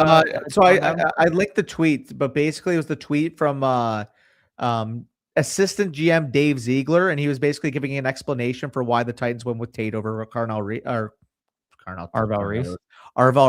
It's about 1:40. If you guys in chat want to see what I was referencing there, but the GM was talking about him like very, very positively, or assistant GM. Yeah, no, the tool isn't going to work on mobile. I'll ask Mason and the devs if they plan on doing anything related to the mobile side of things. I think just because of how much space it takes up and that kind of thing that's why it's not really possible to use on mobile. But I know Mason's going to get asked that question at least 400 million times this year. So I'm sure if it's possible, he will definitely do it because Mason streams way more drafts than we do. And I guarantee he's going to have to answer that question about 400,000 times. If it works on mobile or not. I saw it was literally the first question in his live stream the other night was someone said, does this work on mobile? Makes sense. If it does, because I like doing drafts on mobile as well, I would also like access to it on mobile if it's possible. Also, key word from that interview I linked in chat. He mentioned that the decision in the room was unanimous between the owner, between the GM, between the coaches, between everybody. Everybody should be. You have a quarterback who you need to develop. You're going to let him throw you're one injury to Wan'Dale Robinson away from Shamiri, DK, Calvin Ridley, and Elikai Manor being your receiving core yet again. And you can't look back at the tape last year if you're watching Titans tape and go, this receiver core is good enough. Yeah, it's adequate for our young quarterback. No, you can't say that. There's no possible way you can do that. So that's why I think the Jets should have done it. But again, you end up getting Omar and Sadiq. So at least they did get that and recoup a great offense potentially for the next quarterback. But when the conversation was between David Bailey and Arvel Reese at number 2, you remember me, Corey, and like ever since the Jets got the number 2 pick, said I would be willing to take Tate at number 2. Well, knowing that Lemon was going to fall to them at 16, I would have just taken Mekhi Lemon at 16. And yeah, well, that's not taken Tate at 2 and taken David Bailey at 2, like they did. Obviously, with that hindsight, we're on the clock here. Jordan Mason. I have Mason. I have Jones over Mason, actually. I have Mason over Jones. Give me the size, give me the goal line opportunity and a much better offense. On top of that, it's just the age with Jones, the injuries. I know. I'm it's a little bit sketchy. worried.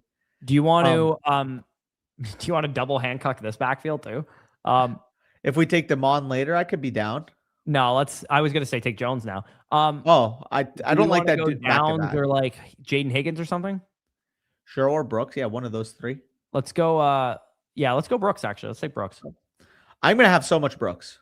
So much. Yeah, I think his price is reasonable. I do want to hear some more bullish reports before I'm like taking him all the time. You know what I mean? Like I don't want to be all in on this guy and you get a 0 June, and then he's not ready for training camp, because that was me with Brandon Ayuk last year, where I'm like all in on the guy, thinking I need to get my shares. I want to get some shares now. He's the type of guy where I want to be like 10%, 12% by the end of the draft cycle, not 25%. Yeah. All the Twitter docs I'm seeing, like quote tweeted the fully cleared comment, and are basically just saying like, oh, he shouldn't have issues with his knee. Like this is an elite value, is what like the Twitter docs are saying. So that's good. Oh, that's fair. I again, as long as that's the sentiment all offseason, the drumbeat's consistent. Because again, injuries are a huge part of fantasy football, and the more sample, just like anything, honestly, like going back to the whole conversation around Ty Simpson, the prospect, larger sample size is almost always better. So we have a large sample size of 15 reports about Jonathan Brooks being fine by the end of the offseason, by August 31st or something. There's a pretty good chance he's fine. If we have one report that says he's fine, 4 reports that say he's optimistic to play week 1, and then 3 reports that say they don't expect him to be back until week 6, well, then that's not the same. You can't just point to that one report that said he was fine. Exactly. In May or whatever report that came out. Like we want a consistent, constant drumbeat of him making progress, being ready for the season. Same goes for Chris Bell and any other player coming off of a torn ACL, Malik Neighbors, those type of guys. Yep, for sure. Thoughts on this dynasty trade? 11-man start. I'm competing. Genty, Lamb, 204 on one side. So Genty, Lamb in the 204, or Marvin, Tootin, Carnell Tate, the 102, and an early to mid first in 2027. Okay, so I wouldn't give up Genty and Lamb here. Yeah, to me, Lamb, I'm trying to make up values here. Lamb is probably worth, to me, Tate in the first, Marvin plus the early to mid first. That's probably how I would value Lamb, give or take. And I would probably need a better receiver than Marvin. I'd rather have Tootin in 102. I guess I would say, like, for me, probably, I guess, like, because, like, if we're equating cost, if that was like Burden in an early to mid first, like that would be my evaluation. Yeah. I think it's he's, first of all, his name is Booty Clap King, which is hilarious. I'm taking the Genty Lamb side. I think I'm not. I think I'm taking the 102 Tootin Marvin 27 first. He said he's competing. Yeah. And I get that Marvin's a risky asset, Tootin's a risky asset and stuff. But like, man, 107 or 102 in an early to mid first, those are premier assets, man. I would just use those. Like, you have those things to deal with. Go try and get other deals done. I just think this is a little bit rich in terms of value for me. Yeah, like if you can shave off the 204 and Tootin. Yeah, that's a little bit more appropriate, I think. Because I think Tootin is worth like that's what I mean. 8 in this year's class. If you told me I had to pay Marv 102 in an early mid first for Genty and Lamb, I'm easily doing that. Well, to me, this is like, this deal for picks is essentially 106, 107 for Marv, 108, 109 for Tootin, 102 in an early mid first. And that to me is too much to pay for Genty and Lamb. Just a little bit, not by a lot, but like a little bit too much. Well, the way I kind of view Genty and Lamb is I would need probably about 5.5 to 6 first combined. Yeah, but 102 and an early to mid first are more than just one singular first. Well, I equate that to 4. Yeah. And then Marv is probably on the fringe for me, like a mid to late first. It's probably about fair value. Again, if you can get it without Tootin in the 204, probably would be my counter. Yeah. again, it's the two players that you're giving up that are the problem to me. If Marvin was replaced with a different receiver, like Michael Wilson or something like that, I would prefer the Genty and Lamb side a lot more. Yeah. It's Marvin and Tootin are two players that I'm high on. Yeah, I'm cool giving Marv, but Tootin for the 204 is probably my line. All right. We are going to be on the board in a second here. We probably should take another receiver of some kind. Yeah. We could go Algier as well. We do have Trey McBride on some correlation. Could make sense. You want to go out? You want to grab Shaheed or something too? Just get some receiving touches, or maybe Boston. Or I'd rather wait at wide receiver, knowing some of the values. Okay, let's grab Algier then. Yeah, let's go. Let's go Algier. I'm cool with that. Do we get it off in time? Okay, Algier is one of these. Who's the other one that we want to take? I'm not sure. We could grab a quarterback too. Or no, we have never mind. We're done. We're done at quarterback. We're done at quarterback. You gonna grab Shaheed or Boston? Yeah. I think I would rather just close tight end with Sadiq here and then fucking go with wide receivers late. Get it off in time. Spicy's quick, man. Because like to me, Sadiq very clearly stands out at tight end, especially upside, knowing we have McBride. The perfect guy to pair with McBride. Yeah. I think that's A1 because, dude, if Sadiq's at his fucking hit and stride like weeks 13 through 17, and then we also have McBride, like both of them can work into our flexes in the best ball playoffs. Yeah, not to mention McBride's the type of guy that like you could argue, like people did this, you could go a one tight end build with because he's that good. He's going to get your tight end lineup every single week. Exactly. So going a one tight end build, in my mind, because it's not optimal to do, is drafting a rookie tight end with him. Yeah, and just hoping he could be possible in the one bye week, but realistically, McBride's going to be your week-to-week hammer on the regular season. And you're hoping that, you know, if McBride is a skeleton key at some point during the playoffs, that Sadiq can be a skeleton key at some point during the playoffs in the week that McBride does. Like if McBride has 36 points in week 15 and everybody has McBride after that, and then he has 7 points in week 16 and Sadiq has 22 points in that week, then that's how you actually advance a McBride. Also, I see he just went off the board. Did you see the news that Jawan Jennings apparently to Minnesota is the rumor? Yeah, I could see that making sense. That'd be pretty interesting because I mean, like I'm trying to think what other connections Jennings would have. Like we have 49ers disciples pretty much all over the league. I think that Arizona would make sense too. Like you got Michael LaFleur there. Miami, yeah. I mean, they just need players, to be honest. I don't know how they. I honestly, I'm so shocked that the Las Vegas Raiders and the Miami Dolphins walked out of the draft with the minimal investment that they made into the position. Now, the Dolphins Raiders would make sense. The they need an outside took 2 third-round receivers, but they took Caleb fucking Douglas with one of them. The Raiders need an outside wide receiver that can play with some physicality. I think that would make sense. Obviously, like you would want Jawan Jennings in more of a big slot role. And typically, if you're the Raiders, you probably want Jack Besh to be getting those snaps just because he's a young investment. But at the same time, if you told me that Jawan Jennings was their ex, like I wouldn't be opposed to that. No, I guess we could have taken Travis Hunter with our last pick too. Right. We got to remember he's on the board. That's why we should have my rankings pulled up as well because I'm going to have him aggressively ranked. I got to move Brandon Ayuk down. It's over. Yeah, it is Joe. It's fucking Jover. It's Jover. At least your boy Singleton's going in the 14th round, eh? People aren't letting him fall. People are fans. People are like the old single. The old single. Yeah, Brandon Ayuk, you are going down to like wide receiver. I'm going to put you right with Deebo Samuel, wide receiver 68. I'm just kind of done with him as a human until he actually does. So he's like, again, if he gets cut and he signs with the Commanders, am I going to be back in on his price? Probably, because I still like the player. But am I done wishful thinking that he's actually going to play professional football until I see some real evidence of it? Yes, I am done with that. Finally, yeah, this is a big moment. Big moment. We're finally giving up on Brandon Ayuk. Scribbles. Thank you. I gotta stop. I want to cut these emotional ties to players. It's bugging me. Like we're gonna cut emotional ties. We're gonna like be realistic with everything. Like again, being realistic on Travis Hunter, he's objectively a smash pick in round 13. We don't have to have any emotional ties to Travis Hunter to think that he's a fucking great pick at the 13-12. Okay, what do we want to do here at wide receiver? We probably do need to address that position because we are. I mean, Ridley's going to be out there for snaps. I don't hate that. Can we look a little lower? Judy.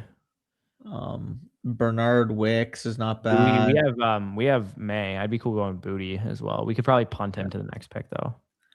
Also, we have to remember as well, Ted Hurst in the 17th round is nice value. Do you want to take your medicine pick here, like a Judy or a Ridley, just get some snaps and routes, and then we go. Yeah, or Debo. Or Debo. He's not on a team yet. I'd be cool going Ridley here instead of Judy. To be fair, I was also the Keenan Allen guy last year. That's what I'm saying. Like, I think these guys are not sexy, but I do think you're going to get 3 to 4 really solid weeks out of them. Probably. Do you want to go Judy as well, and then we go straight like rookies with our last 2 receiver picks? Yeah. Or do you want to go Bigsby, close running back, and wait for receivers with our next picks? Sure. Yeah, let's do that. Okay. Because I think we're pretty much done at running back now. No. Yeah, I think we could have. We got 2 handcuffs with Algier and Bigsby. We got Brooks, Mason, and Dobbins in kind of ambiguous situations, and then we have our wagon who's going to carry most of our weeks. So, yeah, I think this makes sense. And then we just kind of, if you want to sort my rankings too by wide receivers, that's pretty much all we're going to be taking. Who are you talking about? Your Ayuk league mate? Oh, right. Ayuk won't even answer his phone apparently. Oh, that's crazy. When the 49ers are calling. Yeah. Ooh. Again, maybe the light switch will turn on the second he gets to Washington and he'll be a better teammate and a better player or whatever, but I'm not optimistic. Nope. Bro kind of yeeted with his bag.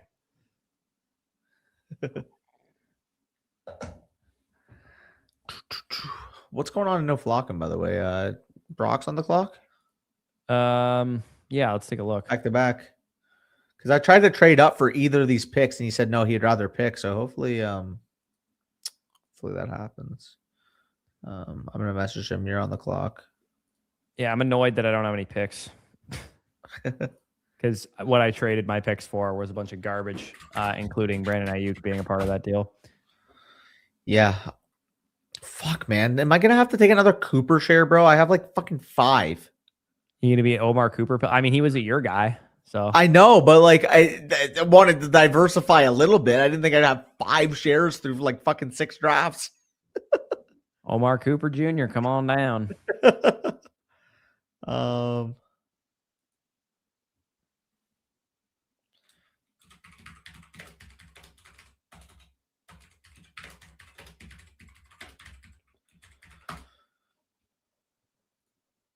Alrighty, what do we got here?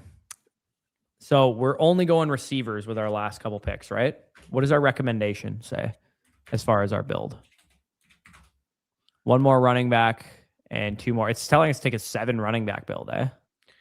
Do you like 7 or 6? Probably. I don't mind 7. I mean, I don't mind 7, but I definitely want to save that final bullet till the 18th round, and then we can make a decision on running back or wide receiver with that final bullet. The 2 receivers first, 100%. I agree. Yeah, like hopefully we get Kayshawn and Surratt fall to us based on my rankings. I think those would. It's Surratt for the upside, and then Kayshawn. Click the. What did that say? Spicy when you hit the star. Scroll the underdog player list first to Surratt, and then try again. Oh, okay, now try it. Find Surratt in the playlist. I think he's further down. Yeah, he definitely is. Okay, so that might be something that the devs are working on fixing, I would imagine, because you probably don't want to have to do that every single time. But I guess we do have the ability for it to affect the queue. So that's potentially like the I'm going to mention this to Mason because he might not have thought of this. The auto draft like insurance, essentially, that it will set your queue for you if you auto draft a pick or something like that. Yeah. So that it just builds your optimal build based on rankings, expert rankings or something. Because that's a great feature for people to not burn entries, like especially those of you guys out there that only have a $200 budget to work with or whatever. Like you don't want to be burning entries with auto drafts and that kind of thing. So I think that's a good feature to have. Can't confirm I've burned my fair share of entries with. I've burned my fair share of non-cheap draft entries. Like you've burned like $1,000 entry. I've burned a fucking $250 big mitten before. You're a wild fella. Yeah, no, I don't want to be burning those entries. But even just on puppies and that kind of thing, you don't want to be burning. And like. You do not want to be burning puppies. Please. Here's the other thing. Like, if you have that feature installed, you could, in theory, just auto draft based off of our rankings with optimal builds if you wanted to. Also, can you tell me what the appeal is of Tyreek Hill, knowing that he's coming off the Tank Dell injury? Yeah, that's one guy that I will not be getting roped into injury optimism. If you guys want to take a zero, Tyreek Hill's your guy. Yeah, like my zero last year was Ayuk. I was taking mad zeros on Ayuk. This year, I'm not going to be taking Tyreek zeros until I hear some doctors tell me some serious optimistic shit. You want to get some asshole, aka booty? Yeah, let's get some booty here. Get a bunch of booty, and then I want to go Sarad anyways. I know he's further down the board. I just want to take him. I think we can wait on him though. No, but here's the thing. I want to like. What if okay, let's get him. Also, That's fine. Let's get him. Yeah, let's take him now. I want to just pack my bags until because he ain't staying this low. I can promise you that. Even if he like doesn't have a ton of buzz, we're talking at the very least by the time the ADP catches up, he'll be like a 14th rounder, 15th rounder. Hey, I can give you 5 tries. I don't think you would guess T. Higgins' real name.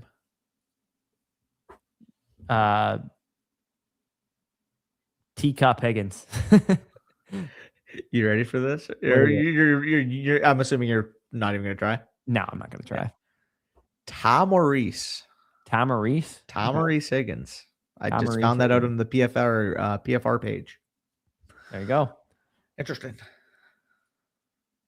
And you know, George's middle name is George Malik Pickens. There you go. There we go. His leg exploded. Exactly. I've fallen asleep during late night drafts before. That's actually comedy. You know, you hit the pen one too many times. You're like, wait, fuck, I forgot to make my picks. Oh no. Yeah, exactly, man. Like people, I would be willing to bet that everybody in this like stream who's a like avid underdog player has burned at least $49 worth of easily of this. So if this auto draft feature, if we can implement it, that would save you the burned fees. Because at the like obviously you're not going to end up with the best players and the teams that you want, but at the very least, you're going to have the proper construction and anything can happen. Bro, why give underdog your burn fees? Like just give it to us. Exactly. You know? Exactly. You're going to be paying rakes out here. As the guy who's been the Njoku guy, I am starting to get a little worried that teams are terrified of his injuries. I told you, I had a feeling. I remember when we were doing our predictions, I'm like, this dude's not signing until July. I promise you. I'm starting to get terrified that teams took him under the fucking microscope and they're like, oh shit, you're over 30 years old and you got a bunch of lower body injuries. Yeah, we're talking about like you can't seriously sit there with a straight face. Tell me TJ Hawkinson's fucking washed and David Njoku's got a bionic knee at this point. I mean, they're both. I mean, hell, if I have to take Poo-Poo or Kaka, I'd rather take the one in the 17th round. I mean, there's no real sign of injury on TJ Hawkinson now, though. I mean, his level of play kind of indicated it. But he also was coming off of a multi-ligament ACL tear, and sometimes that takes time and shit. Like, I'm not saying. But Corey, if I offered you Poo-Poo or Kaka, you're gonna take the cheaper Poo-Poo. Yeah, probably. Yeah. Okay. Do we want to go with one more receiver or with one more running back? Running back. You want to go running back? I think so. I will say we could onslaught the Broncos here and take Troy Franklin, who I will have on a crap ton of my teams, and Ted Hurst just went with one pick ahead of us. Yeah, at first fell, that would have been my guy. Go running back. Yeah, go to the running back position. Oh, the other way. Not Randall. I am so down. Yes. Yeah, let's go Randall. Fun fact, I'm sure I've mentioned this before, but if I haven't, you are going to learn something new. That was the owner's pick of the draft. The GM I said, did see that. Eric DeCosta told Steve Bisciotti, he said, hey, I'm going to give you one pick in the 5th round. Go take the guy. He's friends with Dabo Sweeney. He instantly ended up finding out about Adam Randall. And apparently out of Dabo's mouth specifically, he is the best character to have come out of the Clemson program. Now, again, that's the same Clemson program that's had guys like Deshaun Watson on it. Deshaun Watson, you know, like you could take it for what it is. Is he saying everybody else is a scumbag, or is he saying Adam Randall's a saint? That's up for interpretation, but good signs. Yeah. Do we got one more in us, Spicy, or you got one more? Okay, let's do one more. You can't name. Y'all can't throw a name I've never heard at me last second. My fault. Yeah. So if you guys want to join the last Best Ball Mania that we're doing here, we got 8 more people. Of course, if you're looking for Dynasty content, we still got plenty coming this week. The rookie one quarterback mock draft is live on the channel right now. You can watch that as soon as we're done here. And we will have, what do we have for the rest of the schedule for the week? We got some bangers still coming here. So post-draft content, we're going to have mistakes to avoid in your rookie draft, a staple video every year. Reminder that, let's not reach for need. Let's not, just immediately pick when we're on the clock. Let's do our due diligence. A lot of stuff that we're going to be talking about in that video. Yeah. Then we're also going to talk about the rookie risk ratings, which I think was last year was the first year I did it, maybe the second year that I did those. Essentially what I do for the redraft season, the risk ratings, but for the rookie class. I'll do that on Saturday. Then we're going to have rookie draft sleepers. So Danny and I are going to pick, 3-4 players each. Yeah. Talk about sleepers. I'm certain Adam Randall will be one of them for you. Oh yeah. And then next week, we're going to have a Dynasty trade value chart update. So all the rookies will be in there. We'll have updated rookie pick values because we're also learning quite a bit about the 2027 class as well. And then we're also, next week, we're going to have a bunch of other videos like, what if you're in possession of all these rookie picks, what kind of veteran trade targets can you go after? Those kind of videos. And then, we'll have other stuff on the docket as well. Yes, sir. Taxi squad stashes when your rookie draft is over and that kind of thing. Love the trade value chart. Yeah.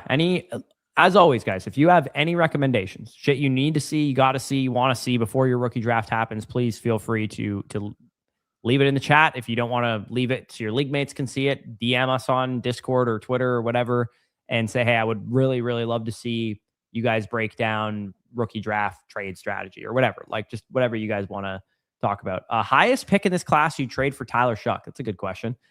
It's either 106 or 107.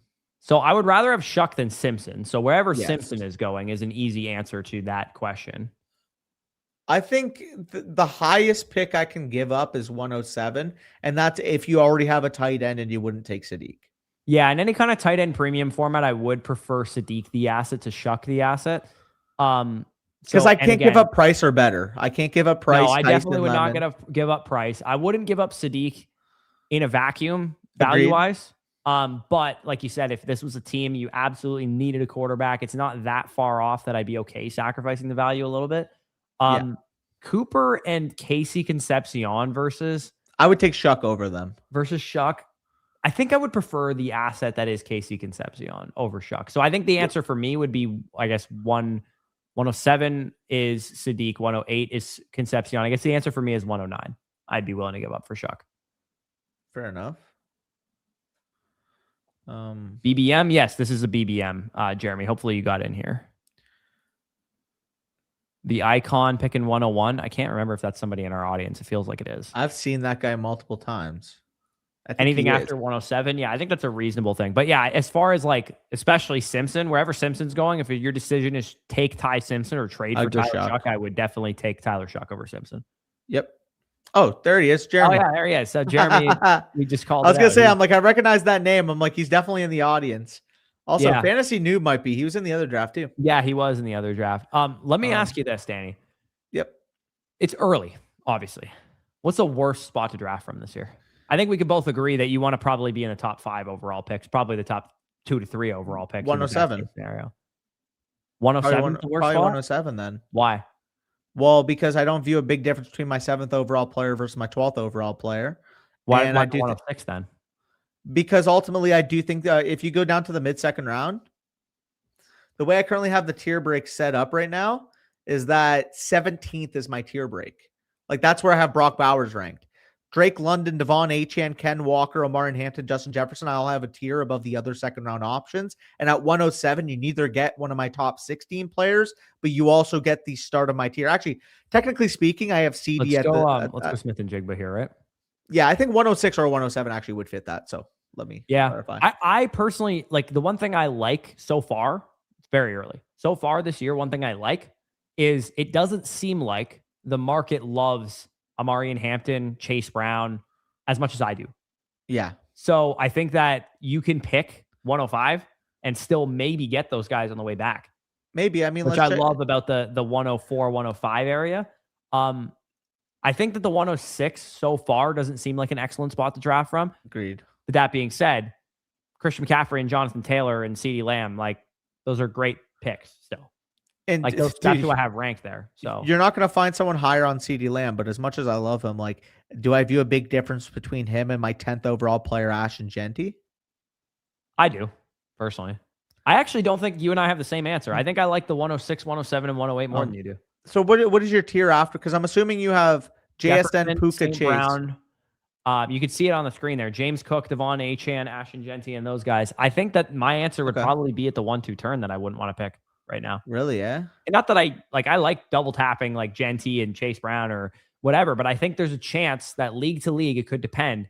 In the middle of the first round, you might get some of the players that I'd be willing to take at the 1-2 turn. So you must view a tier difference between Lamb, Amon-Ra, McCaffrey, Taylor versus like the Genty Cook range. Yeah.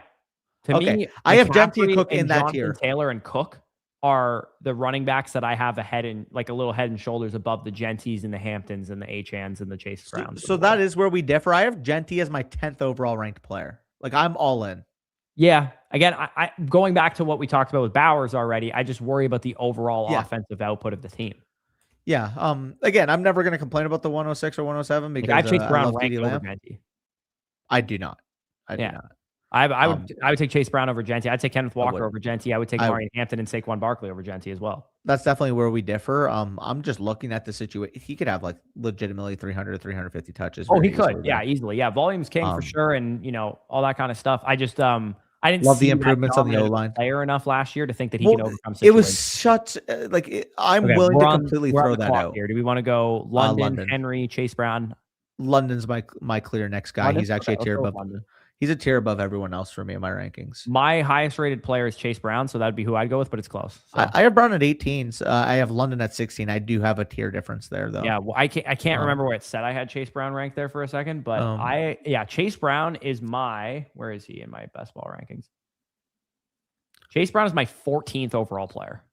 Yeah, I have him at 18. So going back, by the way, to Genty, I don't think we can say he didn't look good in his rookie season because it was just such an irredeemable situation.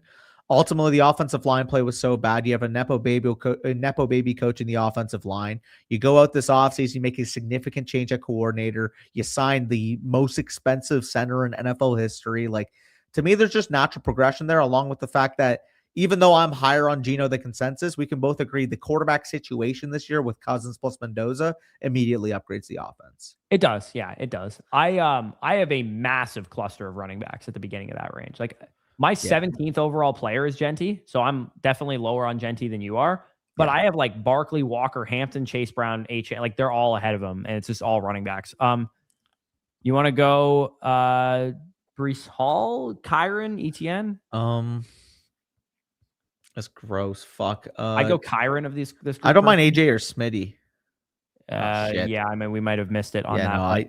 I have Kyron. We took two receivers already, so I think getting a running back was kind of a priority. Yeah, I had it ETN, Jacobs, Hall, Kyron, but I'm more worried about Corum than you are. So yeah, I think if we went opportunity bundles here, I would rather have Chase Brown and AJ Brown than Drake London and Kyron Williams. Well, I wouldn't have taken Kyron, so I would have taken ETN probably. Would you rather have Drake London and ETN or Chase Brown and AJ Brown? I think I would take ETN in London because we saw Kamara literally be a top 10 running back when he was clearly washed. Yeah, no, that's totally fair. I guess my point against ETN would be, what if Kamara is taking away pass catching work? I think the reason why you pay ETN that big contract is because you don't view Kamara as a big contributor after the injury. But like he is still on the team. He is still like legacy New Orleans Saints player by default. He's gonna be like a team captain probably. Like it might be like a James Conner situation where he gets way more work than we want him to.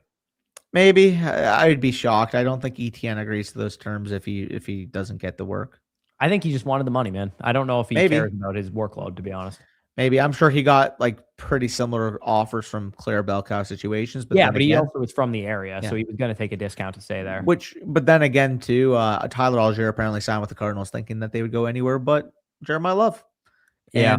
And honestly, if he got any promises when he made that signing, like, to me, it's more likely like, oh, he signed here because he saw surely they don't take another running back at 3 after paying me. Like, that's probably what happened. But if he actually got assurances from ownership, like, oh, yeah, like, we're signing you to be our starting running back, and then they went and took fucking Jeremiah Love, like, I'm very curious what happened behind the scenes there. Yeah. Why Chase Brown so high? Yeah, like this is my point. Like Chase Brown was Yeah. RB7 Oh, he's a per stud. game last year. No, he's a stud. It's far more pro Genty than anything. Yeah. I think Genty's going to be a superstar. Yeah, I just think that it kind of feels like a mystery box a little bit, like the Family Guy meme. Like I'm like he could even be Chase Brown. Oh, no, Culture Watch. You're completely misunderstanding. Oh no, not Dynasty, not Dynasty. In Redraft. In Redraft. We both have Genty RB3 in Dynasty, unless in best ball in Genty, Redraft. Okay. Chase Brown, I would prefer over Genty. No, I wouldn't. But I do love that cluster of running backs for what it's worth. And I will say, like, for the people who are pro like late pick this year, getting two guys that you can that's where I'm at. I like the 1-2 turn, man. Like if you can get James Cook at 11 and Chase Brown at 14 or Amari Hampton at 14 or Kenneth Walker at 14 or Saquon Barkley at 14, like I feel really, really good about that start. Well, so that's what I was saying earlier, why I think 6 or 7 are the worst picks, because I really like the running backs at the end of the first round, and I still love the tier 2 players to the point where I don't think you're going to get access to them at the end of or in the mid second. You want to go Garrett, Adams, Flowers are my highest rated players. You got a disagreement? I mean, I would have Burden higher than you, but that's probably a no-go for us. So I would take Garrett. Sure. I'm cool with. Yeah. Do we want to go with Garrett? Yeah, Garrett next pick, and then do we want to try and secure a running back here? You want to go maybe Price? He's the highest rated running back available. I'm cool with Price. Wait, Loveland's a bit. I can't pass on Loveland at this point. Well, he might not make it to us. If he doesn't fall, then fair play. But if he falls, round 5 Loveland. Yeah, I think for me, when I look at my rankings in best ball, I think the drop off happens around the it doesn't happen in the second round. I don't think the second round drops off to me. I think the drop off happens around round for me. The mid third. Well, yeah, but I think there is a little bit of a tier between the high second versus the mid second. Right, but that's why I'm saying I think the worst spot to draft from is the end of the first round, because in the third is when the drop off happens. Fair. Like you'll miss the third round. Like I think having a high pick, like you get a pocket of you could start your draft Jahmyr Gibbs, Rashee Rice, Drake London. Like that's absurd. Yeah, no, I think the top 5 picks are very easily ahead of both of these options. I'm more so saying 6 or 7 versus the end of the first round. I would take the end of the first round. Yeah, I guess the only argument we can take Loveland here if he's there, and if he's gone, I'm cool with Price. Please, Jefe wife or whatever the fuck that says. Jefe Wefe. Hefe Wefe. Don't do it. Don't auto pick him. Okay. There we go. Colson Loveland. There you go, Danny. I guess my point on why I don't think 6, 7, or 8 is a bad pick is you get it's risky, but you get Christian McCaffrey or Jonathan Taylor, or one of those guys. They're anchors for sure. Yeah. In the second round is where it's a little dicey to me, but I do think Chase Brown and those guys will generally fall to you in the mid second round. Yeah. Worst case scenario, if we're going strictly off of how I have it ranked, let's say all of those running backs are gone. Genty, Barkley, Walker, Hampton, Chase Brown, all gone. Can I revert my answer? Neighbors or London? Can I revert my answer? What? Any pick that's not in the top 5 is the worst pick this year. I mean, yeah, for sure. I'm just saying there's a remarkable difference between 6, 7, and 8, and 9, 10, 11, and 12. Well, that's what I'm saying. Might be the worst. Well, that's what I'm saying. It's there probably isn't much of a difference between picking 6, 7 versus the end of the first round, because there's pros and cons for both. Times this stream. Oh yeah. I think 9 and 10 are the worst picks, actually. I mean, if you're taking Jefferson at 9, yeah. I haven't ranked at 10, so. Oh wow! Okay, I'm lower than. Other than St. Brown, I haven't ranked at 10. I got him at 12. So okay. I mean, James Cook, and it would be the only other player that I could argue over him. I think that I have ranked behind him. Genty, I have over him, but you have James Cook over him. I have James Cook, Genty, both over him. Yeah. So the way I move James Cook up, man. Yeah, there's a little bit of concern in terms of the overall receiving volume. I guess is my question now. Is he wasn't really a big time receiving threat last year? Obviously, Cook and Amon-Ra, dude. I wouldn't. I have Lamb and Amon-Ra at 6, 7, and I have 8 through 11 as 4 running backs. JJ's hard to figure out, man. JJ's really hard to figure out. Yeah. Chill. Ultimately, I do kind of want to just trust that he's Justin Jefferson. You know what I mean? Thought I was taking crazy pills. Can you talk about Baker Mayfield's dynasty value? Okay, after this What's up, pick, I Raj? can in a second. How long what's his value in 2077 or 2028 picks? Let's make. I This wouldn't pick give quick, and then we'll a talk first about for him. it. What do, we want to take Caleb Williams, by the way, stack with Loveland. Yeah, I'm cool with that. We can go Caleb, or we can is any running back available? Like it fell off like a cliff. I don't. It's just going to be another Mackay share. What? Let's go Caleb Williams. Yeah, I agree. Best ball summers here, yes sir. Yeah, okay. I wouldn't give a random first either of those years for Mayfield right now. I think that's reasonable. So Baker Mayfield, behind the scenes, there is a lot of smoke behind him getting extended at some point. Really? It's their number one priority. I would not extend him before the season if I were them. I would want to see him play better this year and stay durable as well. But I think it's very possible an extension gets done before the season. And if that happens, if he gets an extension, I would be very comfortable paying a late first for him, only late. Not mid to late. Yeah, I am on the same page there. But until then, I would say an early to mid second and a piece is probably what I'd be feeling comfortable paying for him. Specifically in 2027 capital. In 2028, you want to pay a late, like you got a monster late projected first, sure. However, in that situation, I would rather take that asset plus other things and consolidate into better stuff. Obviously, way too premature. We're on the clock here. Hold on. But 2028, based off true fresh. One second. We'll make a pick first. Ramondre Warren. I'm cool with Warren. Let's go with Jalen Warren. We need some touches. It's not going to be 2027 just because of how we knew Jeremiah right away. We knew the prospect that Arch was coming out of high school. Obviously, he's still got some to prove, but we feel confident he's going to be a high pick next year.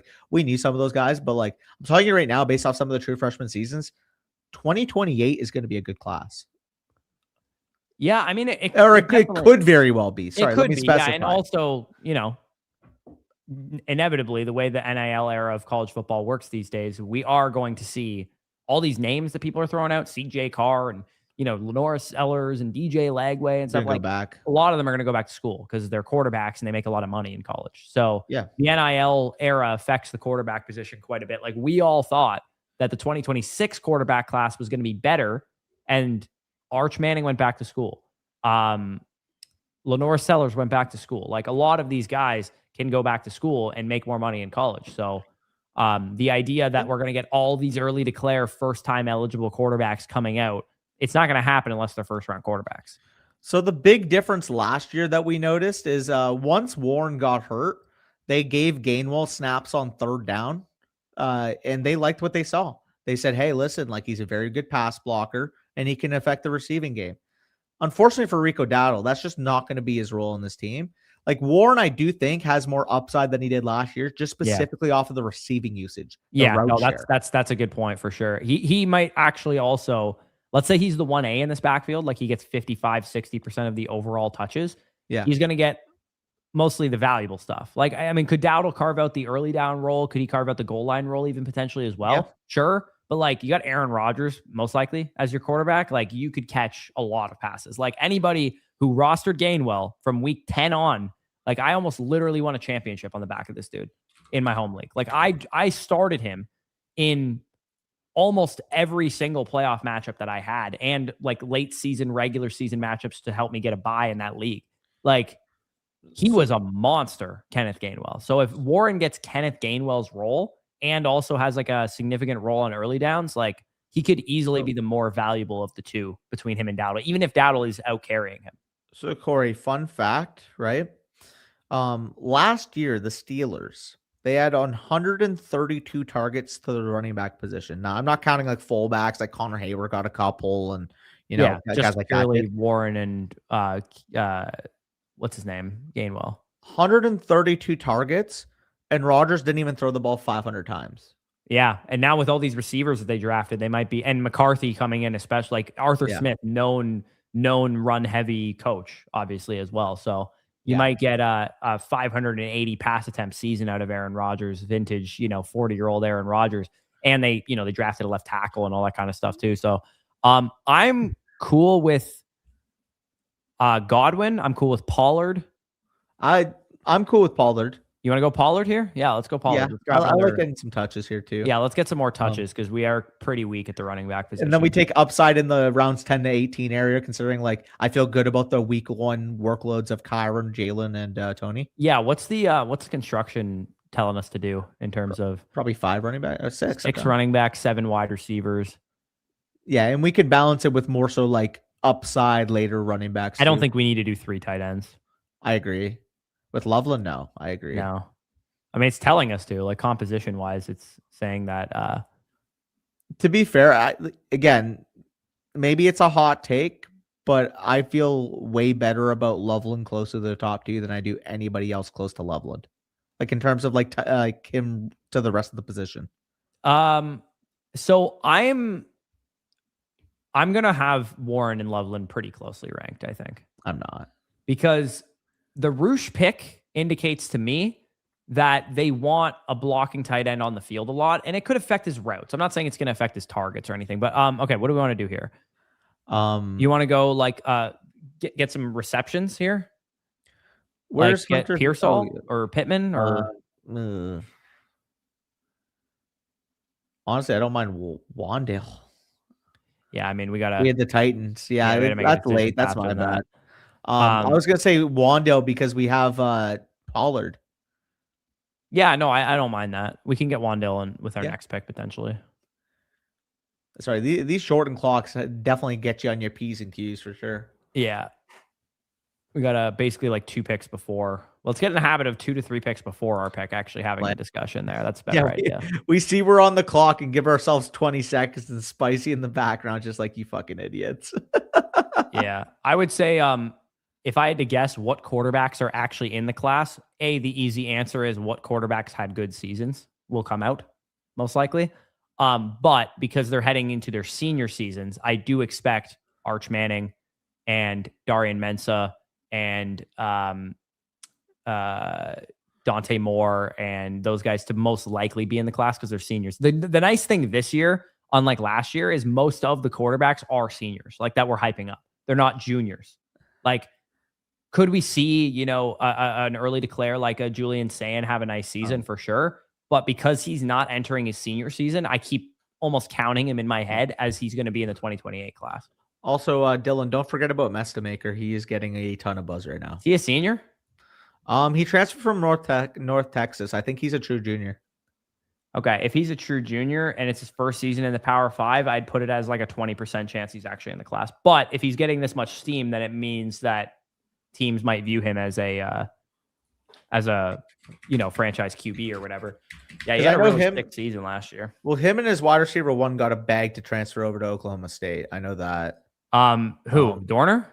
Yeah, I think his name's Wyatt Young. I think. Wyatt Young, right? Yes, Wyatt Young. They transferred over to Oklahoma State. They were like a package deal, pretty much. Mestamaker was born in January 2006, so he's a young dude.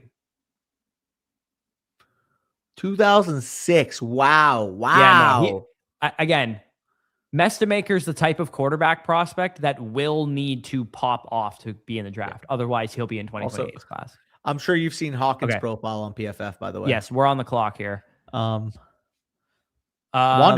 Yeah, Wandale I'm cool with. Hunter too, but like we can wait on that, obviously. Yeah, we can wait on Rashad White, Jordan Mason. I'd be cool with either of those running backs as well. Yeah, I'm cool. We're kind of drafting a little bit of a sexless team here, but I don't mind it. Yeah, you want to go Wandale first because we have 2 running backs or 3 running backs. Yeah, let's grab Wandale first, bank up some more production. Pearsall, like we're not Bucky on this team either. So we could go with Kenny if he falls. Like that's another option. Yeah, I would personally you can see how much higher I have Rashad White than every other player on the board. Let's hope he makes it. Yeah. I have Rashad over Hunter. Spicy. I don't mind that. I'm gonna have a ton of Jalen Coker on my own account too. I know that. Yeah, I think his price is fair. I'm not gonna say I'm gonna have a ton of him. I think this is where he should be going. But I'm not gonna say he's a smash either. It's just like when I'm looking at him versus like veterans in this range, like I'll just take the guy I project to be the number 2 receiver, and he's 24. To be honest with you, I'd rather have Khalil Shakir based on who's like on the board immediately right here. I'd rather have Khalil Shakir than Coker. They're both number 2 receivers. One of them is a number 2 for the Bills. Yeah. I mean, And one I of would them's just also way more proven as far as like what he's been for fantasy over the last couple of years. He's a very profitable fantasy pick. He was also like a he's not 7th round bad. pick last year, and we were getting him in the 11th round. He's not bad. I just love the upside of Coker realistically. Like I think as a player too. I get that, but like Shakir, think of where Shakir was reasonable. going last year. No, it's. I'm not saying it is irreasonable. I'm not saying it's unreasonable. Like I think that's totally reasonable. I just You think want to Coker's a go better swing. Hunter or Gainwell? You want to play the ADP game here? Let's play it. Let's roll with Hunter. Let's roll it. Or Gainwell, sorry. Gainwell. You just confused me. Sorry, I screwed you up. Yeah, I'm on the same page, Scribbles. Yeah, like who else? Go to the receiver board really quick. I just want to see who else is on the board at receiver around where Coker is going.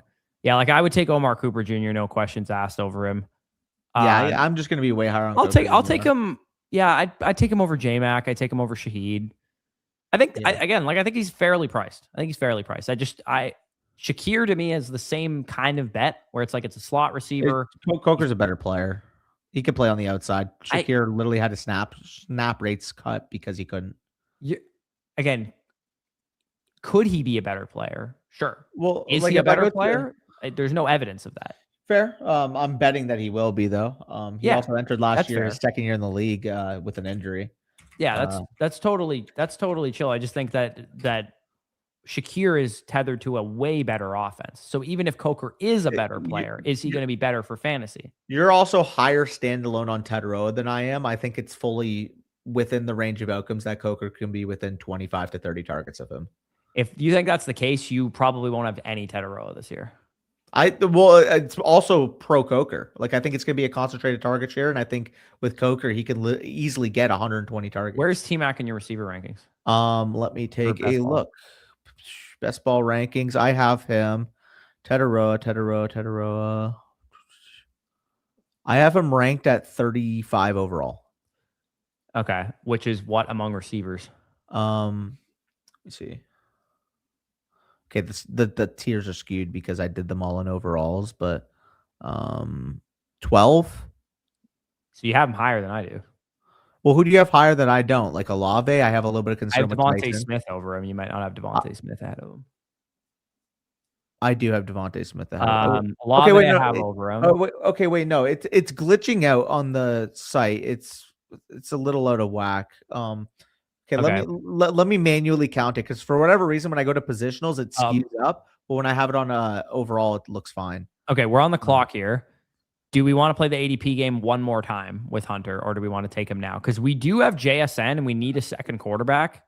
We also have Wandale and we need a second quarterback. And Ward and Darnold to me feel like cutoffs here. When's our next pick? Okay, we can wait the wrap. Yeah, let's go with Darnold first. 1, 2, 3, 4, 5. Plus having Darnold opens us up to an AJ Barner tight end pairing with Loveland as well. Wide receiver 15. My apologies. Okay, that's exactly where he is for me. Yeah. I have my wide receiver 15. I'm gonna have Coker right around the 100 range. Like in my own rankings. Overall? Yeah, I'm gonna have him right around there. Yeah. He's wide receiver 56 for me, and the site ranking is 126, which is right around where his ADP is. Literally exactly his ADP. It was like 126.3 or something. But yeah, I have Shakir. The guys immediately ahead of him for me are Matthew Golden, Jaden Higgins, Khalil Shakir, and Omar Cooper. Before he got hurt, full transparency, Corey, before he got hurt last year, I had him as like a fringe top 110 player as well. So this was a thing that I had even last year. Oh, no, I know you've been high on him for a while for sure. I'm looking down the stretch. So if I go to Fantasy Life, I go to are you open to taking Kelsey and being done at tight end here? Yeah, I like Kelsey. Fuck. Just went. I also like Coleman. Yeah, Coleman's going to be on an obscene amount of my team. Coleman. He's going to be literally my highest rostered running back because this is going to be his price. Don't mind Strange either. Yeah. I don't mind Strange. Let's go Coleman. I think we can. Yeah. I think we actually should do a 3 tight end build because Barner and Helm are both stacking partners for us. Yeah. We could just take Gunnar Helm and AJ Barner and have those guys paired with Loveland. I also don't a lot of people do automatically think Hunter went, unfortunately. Shit. A A lot of people, we would have taken him there otherwise. Right. A lot of people do think because you take Loveland, you take 2 tight ends, and that's the optimal way to play it. But I do really like taking 3 tight ends with an elite tight end, but just making them like 2 of your final picks. He knows ball on that, man. Jonah Coleman is an absolute stud. If you told me his price was in the 10th round, I'd be spamming him there. So I think I'm in the 13th, man. Like, I was on Davis's channel earlier this offseason talking about Jonah Coleman. Oh, really? And why I'm fucking hammering the crap out of Jonah Coleman in rookie draft. Is it on his channel? Yeah. It was a month and a half ago, probably a month ago. Dynasty channel or redraft? I don't think he has them split. I think it's one channel. No, he's got 2. He's got Davis Matic and Dynasty Matic. Oh, then it's probably on his Dynasty channel then. Okay. Do you know what the video was called? It was something about like players that we're targeting or something like that. I know I talked about Elijah Surratt, Jonah Coleman. Can't remember the other players we talked about in that video. It was like a month ago. Here, okay, I'm gonna take a peek. It was mid-March, I think, give or take. Or actually, no, you know what it was? It was right before the combine. It was like the turn of February to March. Because I don't see it on his channel right now. Do you know what did you say the video was called? Something about like players that we're targeting. Okay, so it might be on the redraft channel because the latest video or the earliest video on the you might have just split the channels potentially. Yeah. Let me see here. So you said about a month ago, yeah. Day 3 running backs, fake tight end 1, secret studs. Okay, we're on the clock here. Oh, I see it now. You want to go take B-Rob, get a handcuff? Here, let me take a look. Well, yeah, we're running out of time, so we're taking B-Rob. Sure. Let's do it. Sorry. I was trying to find it. I found it. Yeah, and then we can go AJ Barner with our next pick, I think. Yeah. Still need some receiver help as well, but the stacks that we have, I think Seattle has some nice late round receivers, and so does Chicago. I think we can take a late round swing on a receiver. Yeah, it actually has my name. It has my name in the video. And I just noticed it.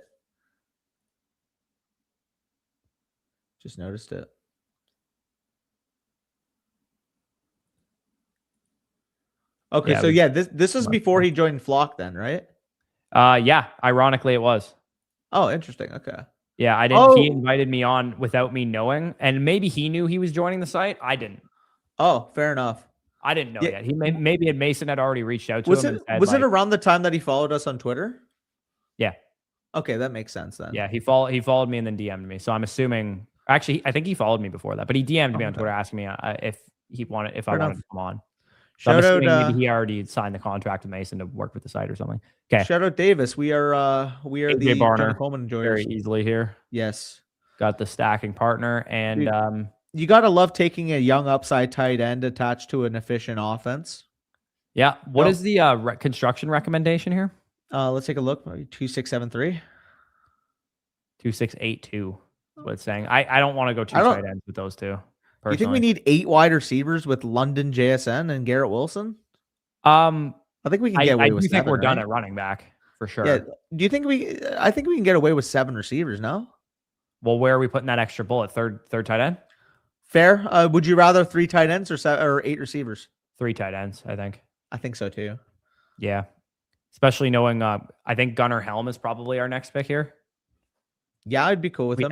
We have Wandale, so we could go Gunnar Helm and Wandale for a little mini stack. Could go upside too with like an Eli later. Yeah, I mean that's the other thing with the tight end position is these rookies are going to be really, really late round picks. Yeah, because we got 2. Well, I mean, like Loveland's a young guy, but you know what I mean. We got 2 veterans with these first 2 picks. Like we could swing on upside with the 3rd tight end. Who are the late round Chicago wide receivers? You know, I said that, and then I realized that the answer is Zaven Thomas. So maybe they're not. Maybe they're not good. I heard you say that, and I just let you roll. I'm like, maybe there aren't good late round receivers for the Bears. I don't hate this shout too, knowing how bad it drops off a cliff after like literally RB 27 off the board. It feels like based on underdog ADP. Any particular redraft strategy sticking out? I mean, I think At least the 2 days running of backs running are around 0 5. RB are probably over, to be honest with you. I think you want to get 2 running backs in the first 3 to 4 rounds for sure. Yeah, at very minimum by round 5. We go up to the ADP. Let's just say hypothetically you get a hammer in the first 2 rounds. Maybe you get at worst like a Chase Brown as your RB1. Spicy, go up. At worst you get a Chase Brown in the first 2 rounds. Yeah, a little bit more. Yeah, at worst you get a Chase Brown in the first 2 rounds. Then at that point it's like if you, for example, what Wefe did, like that's probably the thinnest I can get at running back is Chase Brown, and then you get a guy like Cam Scatterbo, and like that's the cheapest I want to be at running back in the first 5 rounds. Am I baked, or is this the type of year to play running backs to your flex too? I don't hate that. If you get them early, like you can go, let's say 2 running back, 2 wide receiver, 1 flex type of league. I'm totally fine with 3 of your first 5 picks being running backs, where you grab, let's say, Devon Achane, Chase Brown as your first 2 picks, and then you grab Cam Scatterbo or Tootin in with your first like flex pick in the 5th round or whatever. Yeah. And do we want receivers are going to be there in home leagues? Did we really just get sniped on Gunnar Helm? Do we have a second quarterback? No. Yes, we do. Oh, we do. Okay, so this is going to be. You want to go receiver here? Mitchell or Emmanuel Wilson? We can't go running back. No running back. No. Okay. Antonio Williams. Yeah. Yeah. It's probably too late. Sure, we go 80 Mitchell. We have a Garrett Wilson already, so little correlation. Yeah, you're right. My fault. Okay, we do need one more tight end. I'd be fine taking Cade if we want to just bank some more weeks. I'd rather take upside with our 3rd tight end because I feel pretty confident. Okay, yeah, let's save it for our final pick, and we'll go with a rookie tight end from this year's class. Yeah. We can take a very last pick like Justin Jolie or whatever. Yeah, I'm cool with that. Okay, so we do need another receiver. If you want to go to the receiver board, Elijah Surratt, not surprisingly, my highest rated receiver. We do Ted Hurst this time if you want. Yes. I frankly would probably never take Ted Hurst over Elijah Surratt because I don't think he'll see nearly as many snaps as Surratt sees this year. But if we're going for pure upside, I'm fine with it. I'm all aboard your Tampa Bay Buccaneer. I like him too. I think we would be pretty lucky to get 3 good weeks out of him. Whereas Surratt, I think we're going to get more than that. Yeah, that's also just like the player take too. Yeah, I have Hurst a lot higher. You had Surratt rated higher than Hurst. Well, yeah, they were 7 and 8 for me in my wide receiver ranking, so just not the gap that you had. Yeah, but also depth chart wise, like Surratt can get on the field a lot faster than Hurst. I mean, like the role that Hurst plays, I feel like what's the competition for your true X wide receiver? They all can play it, Danny. I've said this multiple times. They all are going to play X receiver. Igbuka can play it, Godwin can play it, and McMillan can play it. They can all play it. All 3 of them, though, are better, admittedly, inside, though. Yeah, but somebody's going to have to play X, and it's not going to be Hurst. I promise you. Not early. Week 1, I don't disagree. Week 1, I don't disagree. I just think I don't think he's going to be ready until like week 10 to play X. Maybe, unless it's just a straight up like, hey, run a go ball or something like that. I don't think he's going to have. I just think he's way more developed than you do. I think there's the difference here. Yeah, but again, going back to what I said earlier, certain coaches trust rookies and stuff. Todd Bowles is not one of those coaches. I don't disagree, but also like it's just the difference on like how ready I think he is as a player. Like I do think like the upside could be like, oh my God, like we got literally Michael Gallup. Like I just think that'll be a year 2 thing. I'm probably not going to be super in on Hurst from redraft standpoint unless it's like, hey, like 18th round, throw a dart on him or whatever. Pure redraft, I'm not going to say select them in the first 15 rounds of a redraft. Like in the best ball, though, I think that profile you have to be taken. Yeah. Who do you want to go with our tight end swing here? Raritan's the one that I have ranks the highest as far as the rookies are cool concerned. With Raritan. I have them ranked Claire, Raritan, Jolie, but if you want to take Raritan, I'm cool. Frankly, I don't think we can pass on Cade Otton if he's there. I know Raritan's the upside play and all that kind of stuff, but like Cade is going to give us more weeks than Raritan, just point blank period, in my opinion. Yeah, I mean, unless it's a suit. Okay, he went off the board. Thank you. I'm joking. We could go. Jolie's got some correlation. Raritan some correlation. We could go Claire. I don't really care, to be honest. I think if I look at who's most pro ready, who's going to get on the field the fastest, I think the answer is probably Jolie, actually, because he's like receiving skill set wise. They have Evan Ingram. I had Claire ranked the barrier in his way. Yeah, I mean, I had Claire ranked higher, and I did think he was more pro ready, and he did get higher capital. Yeah, if you want to go, I'm not going to get a lot of Claire in my leagues because I'm going to be pretty much avoiding him like a lot. So if we want to go Claire here to give me some shares and some exposure, I'm cool with it. Let's go Claire. Let's go quick. I'm cool with Raritan too, but I guess we could split the difference and just take Raritan. Yeah, we could split the difference. I'm cool with either of those two. They're literally back to back in my dynasty rankings. Yeah. In redraft, I think Henry's going to be a bit of a pest for him for sure. But yeah, literally, that's exactly how I feel about Claire. Dude, Arthur, you remember how relevant those fucking Rams tight ends were at one point in our fucking redraft league, though? Yeah, they were relevant. Bro, yeah, remember so the industry plant that you guys all made fun of me for saying was an industry plant? You guys, it's Colby Parkinson week. He's fucking tight end 4 for me. I'm like, you guys are absolutely stupid for ranking. Yeah, then he was the 3rd tight end on his own team that week. Yeah, exactly. Stupidest fucking week of all time in fantasy. People, I'm starting him over Tyler Warren. I'm like, you guys are baked. Tyler Warren didn't do anything that week either. Let's relax. You want to go Raritan? I'm cool with that. Let's go Raritan. Again, Claire just went anyways. I remember. Yeah, I was gonna say let's go Raritan or Jolie. Yeah. Either way, it's fire. By the way, stat here. You know the Tampa Bay versus Montreal series. Nearly 99% of it has been a 1 goal or less game. Yeah, that's crazy. Tied. The Baker Mayfield and the Bucs' entire offensive line was at the game yesterday. Really? Yeah. So fire. Yeah. So they probably weren't too happy about the result. Probably not. No. I mean, what are some teams to stay away from? A little early, I would say. Like I kind of want to. It's very early to say that for sure. Just based. It's also always based on price as well. Mm-hmm. One team that I'm a little worried about, who you guys heard me say exactly the opposite about last year, is the Indianapolis Colts. Yes. Knowing that JT is back to being priced as a top 6-7 redraft pick. Not that he shouldn't go there. Like I'm not gonna get cute and rank him at fucking 13 or something, but let's not relax. We don't have to bring up Carson Steele. Carson Steele wasn't an industry plant for sure. Yeah, I think the Colts scare me just a little bit. I'll be playing the Colts through like a Josh Downs or. Are you on the clock here? Huh? Slow draft? Oh, he's on the slow draft. He's doing a slow draft. I would take London. I have London ranked higher. Yeah, based on my ranks, that would be. Oh, is it not pulling them properly? Neighbors would be who I would go. Yeah. Oh, yeah. But okay. I assume that you wouldn't have Bowers that high too. I have London at 16, Bowers at 17. Full disclosure, I didn't adjust my overalls. I just was working on my positionals. So I did the opposite. Need to go through and move my like tight ends and whatnot around because you guys know I'm not super high on taking tight ends high. I think that I'm going to put both Bowers and McBride probably back to back at like 24, 25 overall. Okay, so yeah, you're I have them at 17 and 19. So that what's going to be hard for me in my home league is if I have the decision to take them because I think I will, to be honest. So knowing my league, they don't like tight ends. I'll have probably a very good chance of one of them falling to me at the 2-3 turn. I have Loveland 10 picks ahead of consensus, and to me, it feels like if you can get Loveland on the 4-5 turn like we did in that draft, it reminds me. Obviously, this didn't end up panning out, but remember early in drafts last year, we were like, how is Kittle going at the 4-5 turn? Yeah. And then by the end of BBM, he was literally like a mid to late 34th pick or something like that by the end of it. Like when we hear more reports, because it will happen, we're going to hear reports from the Bears that Loveland's our number 1 target because this is a guy who in 2 playoff games had 25 targets. We're going to hear the reports in the offseason. We're going to hear like these, Loveland's operating as the de facto one in training camp. That's true. Luther Burden's the worst priced asset in all of best ball. Well, I mean, I disagree because I'm also higher on Burden and Loveland than you are versus Odunze. I guess I'm going to be.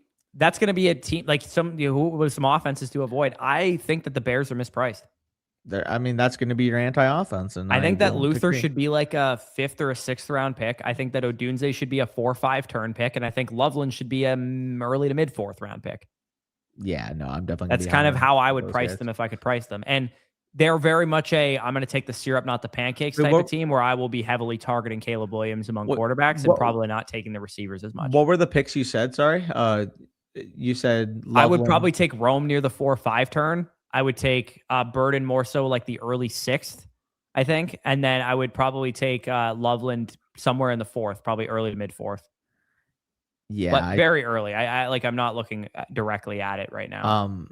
Yeah, I'm going to have Burden like 30 picks higher than you just suggested, so that's going to be tough. Sounds like a guy who sold his only Burden share. Yeah, that's correct. I did sell my only Burden share to Arthur.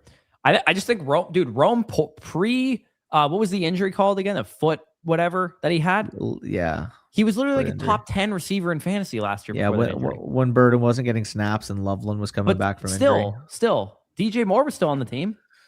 Yeah, which again, like that's why I'm still like relatively decently high on Odunze. Like because more got released. Yeah. He got traded. Sorry, my apologies. Rome was a better prospect than Burden too. Like I have I feel Odunze like at I have a bigger 62. sample of Rome being the better receiver.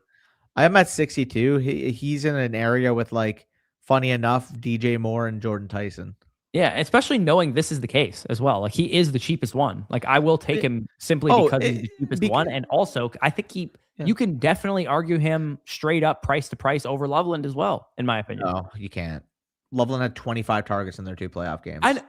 You're right. Loveland had 10 plus targets. Drafted tight end with the 69th pick in the draft. Bro, he's the most blocking of all blockers. But they still have Komet on the team too. Respectfully, Corey. We're talking about number 1 targets on a team that's taking a blocking tight end. No, I'm not talking about Loveland not being on the field. Not being the number 1 target when he's on the field. I'm talking about the fact that they do still have Komet on the roster and they took Roosh. Could it affect Loveland's route participation? It's solely to give them another look on offense. Yeah, so they can run some 13. He literally played with a broken foot half the year. Trust me, I like Odunze. I'm just more on Loveland and more on Burden. Yeah, like I think they were both more impressive last year. I think if you flashed yourself back to week 7 when Rome Odunze was a staple of our top 10 rest of season, I felt great about him. And then I saw the way Loveland finished the year, and I saw the way Burden looked when he got the opportunity. Like I feel like saying, "Oh, if it was week 7 right now, how would you be feeling?" Like we had a lot of stuff that unfolded after last season or after that point last season. And I think just completely discarding it would be the wrong. I'm not going to discard it. I'm going to get I would say what my goal is for the offseason is to have a stance of 13 to 14% Rome because I do want to take him the most. Somewhere between a 4 to 5% exposure of Burden because I don't want to completely fade him, and then probably at market with Loveland, like 8% Loveland. So, question for you: would you put it at over under a 60+% target share between the 3 of them next year? Because I would put it on an over. I think it's going to be a concentrated. I would put it on an over, but I don't want to do the thing that we did with the Jags last year and like some other where it's like, oh, it's so consolidated. It's like no offense truly is. Well, Parker Washington, and they make the trade from others. I don't want to get into the trap of thinking all 3 of them are going to be studs because it's going to be consolidated. Yeah. Is Komet getting cut? I would venture a guess to say that they keep Komet and they have that look with Roosh for 13 personnel. Like I think they saw, hey, the Rams are running this. All the smartest teams are running this exact formation. Right. Having a guy like Roosh now added, now you have a legitimate threat to be that 3rd tight end. Like teams don't think, oh, because I'm selecting in the 3rd round, this needs to be a guy that's top 2 at his position. I think they literally just look at Roosh saying, yeah, we might be spending high in terms of capital, but he's a guy who fits what we need, even if we only run this personnel package 13% of the time on the year. And obviously, I'm making a little pun there because 13 personnel. Yeah, no, I guess my point is it's just like Rome can be a red zone threat. Rome can be a downfield threat. Rome can be a possession receiver. To me, I don't think Burden is as complete of a receiver at this point in time as Odunze is right now. And I also have some minor questions about Loveland's route participation. So that's why I like Rome the best because he is the cheapest as well. So I'm curious. I have no question over Rome's role. Rome is going to be out there almost 100% of the routes. Yeah, I just want to check the I'm trying to go to utilization report right now. Everyone's copying the Rams. Yeah, everybody is indeed copying the Rams. Why? Oh, they make you okay. No, I wasn't logged in. I thought they made you. I can pull it up right now. What are you looking for? No, I got it now. I logged in. Last year, Rome Odunze led the team with a 22% target share. And he was by far and away the leader in route participation as well. Yeah, no, keep in mind he played with a broken foot for most of the year. If I go to just I figured 1 to 8 or whatever it was, Rome Odunze had a 26% target share and was by far and away the best receiver on the team, and he averaged like 17 fantasy points a game. Again, I understand that. I was trying to see the rate for Loveland down the stretch. Yeah. Full PPR. Those first five games, man, he was a fucking monster. Odunze. He was 19 fantasy points a game. Yeah, by the way, so week 16 through 19, 82%, 85%, 86%, 89%. Week 20, I'm trying to think. That was the game against the Rams, right, in the divisional round? Yeah. what happened in that game specifically? Because he had very, very high metrics. I'm trying to think, was there like a weather inclination there? Because I remember there, or it was a late night game. Something happened there. Yeah. So I don't actually really subscribe to this idea that you need the Amon-Ra of this offense. I actually just think that Ben Johnson's a good enough coach to create his own offense. Like he doesn't need an Amon-Ra role. You know what I mean? Also, call me crazy. I think Loveland plays that role. Romo Dunze had more slot percentage than Burden or DJ Moore last year. So maybe. What if it's I wrong? mean, we'll see what ends up happening, but ultimately, yeah. Like I said, there was weather in the Bears versus so much. It's because I can make all these arguments, not necessarily saying they're going to be correct or they're not going to be correct, but I can make all these arguments, and he's the least expensive. Well, where does he go in ADP? I have him at 62 overall, so it's not like I have him fucking low. I just prefer Burden and Loveland. Yeah, I'd have to see where his ADP is exactly. Let me take a look. Rankings, NFL. He goes probably around 62 overall. He's like I think he's like a fifth round pick or something. 57 overall. So I have him a little bit lower than ADP, but that's also because I have Loveland and I mean, I guess I have Burden pretty much in line with ADP. Where's Burden's ADP? Burden's at 42 and I have him at 39. And I have Loveland. I have Rome at 44 and Burden at 55. So they're like completely flipped essentially for me. I have Loveland at 36 and his ADP is 46. So yes, give me all Colson. Yeah, I agree. I think when you're a good coach, you don't just pigeonhole who's my Amon-Ra. You adapt to your personnel. You adapt to your offense. So to me, the whole who's the Amon-Ra of this team, not really that relevant to me. Pete, Bears versus Rams in the playoffs, if I'm not mistaken, it was like cold and wet in Chicago, right? I can't remember, honestly. It probably was. It would have been in Chicago based on the home field advantage and stuff. Today I got Raritan and Jolie with 311 and 312. Love it. Traded projected late third round for both of the picks. Wow, you got the 311 and 312 for a late projected 3 next year. That's pretty solid. Wow, that's really good. Especially like as a free dart throw for Raritan and Jolie, who we both like. Especially if you needed tight end or whatever. But anyways, we're gonna sign out of here. Appreciate you guys for tuning in. I am starving. Like the video if you guys enjoyed. Subscribe to the channel if you guys are new around here. Obviously, like we mentioned throughout, check out the Underdog Best Ball tool. If you guys, I know it's really early, maybe you don't care right now, but later on in the off season, when you get into these underdog drafts, it's definitely going to really help you guys out. And again, it is a good time to get started because if you want our Dynasty Rookie Draft Guide totally for free, you could sign up on Underdog using our promo code FSE, make a $10 deposit and make your first play, enter a puppy draft, just a $5 contest to get you started if you're new to Underdog. And you will get that draft guide emailed to you for free by Underdog. That is officially live now. And anybody who signs up in the year 2026 will have access to that. So if you signed up for Underdog earlier this year, you actually will get that sent to you as well. And you'll get our redraft guide when it comes out. You'll get our Dynasty film breakdowns for the rookies, and you'll also get the weekly rankings when they come out in September. So check that out. That'll be linked in the description of this stream. It's also pinned in the chat, as you can see here, right here as well. So go check that out if you guys are interested, and we will talk to you tomorrow with more Dynasty content. Peace out. Peace out.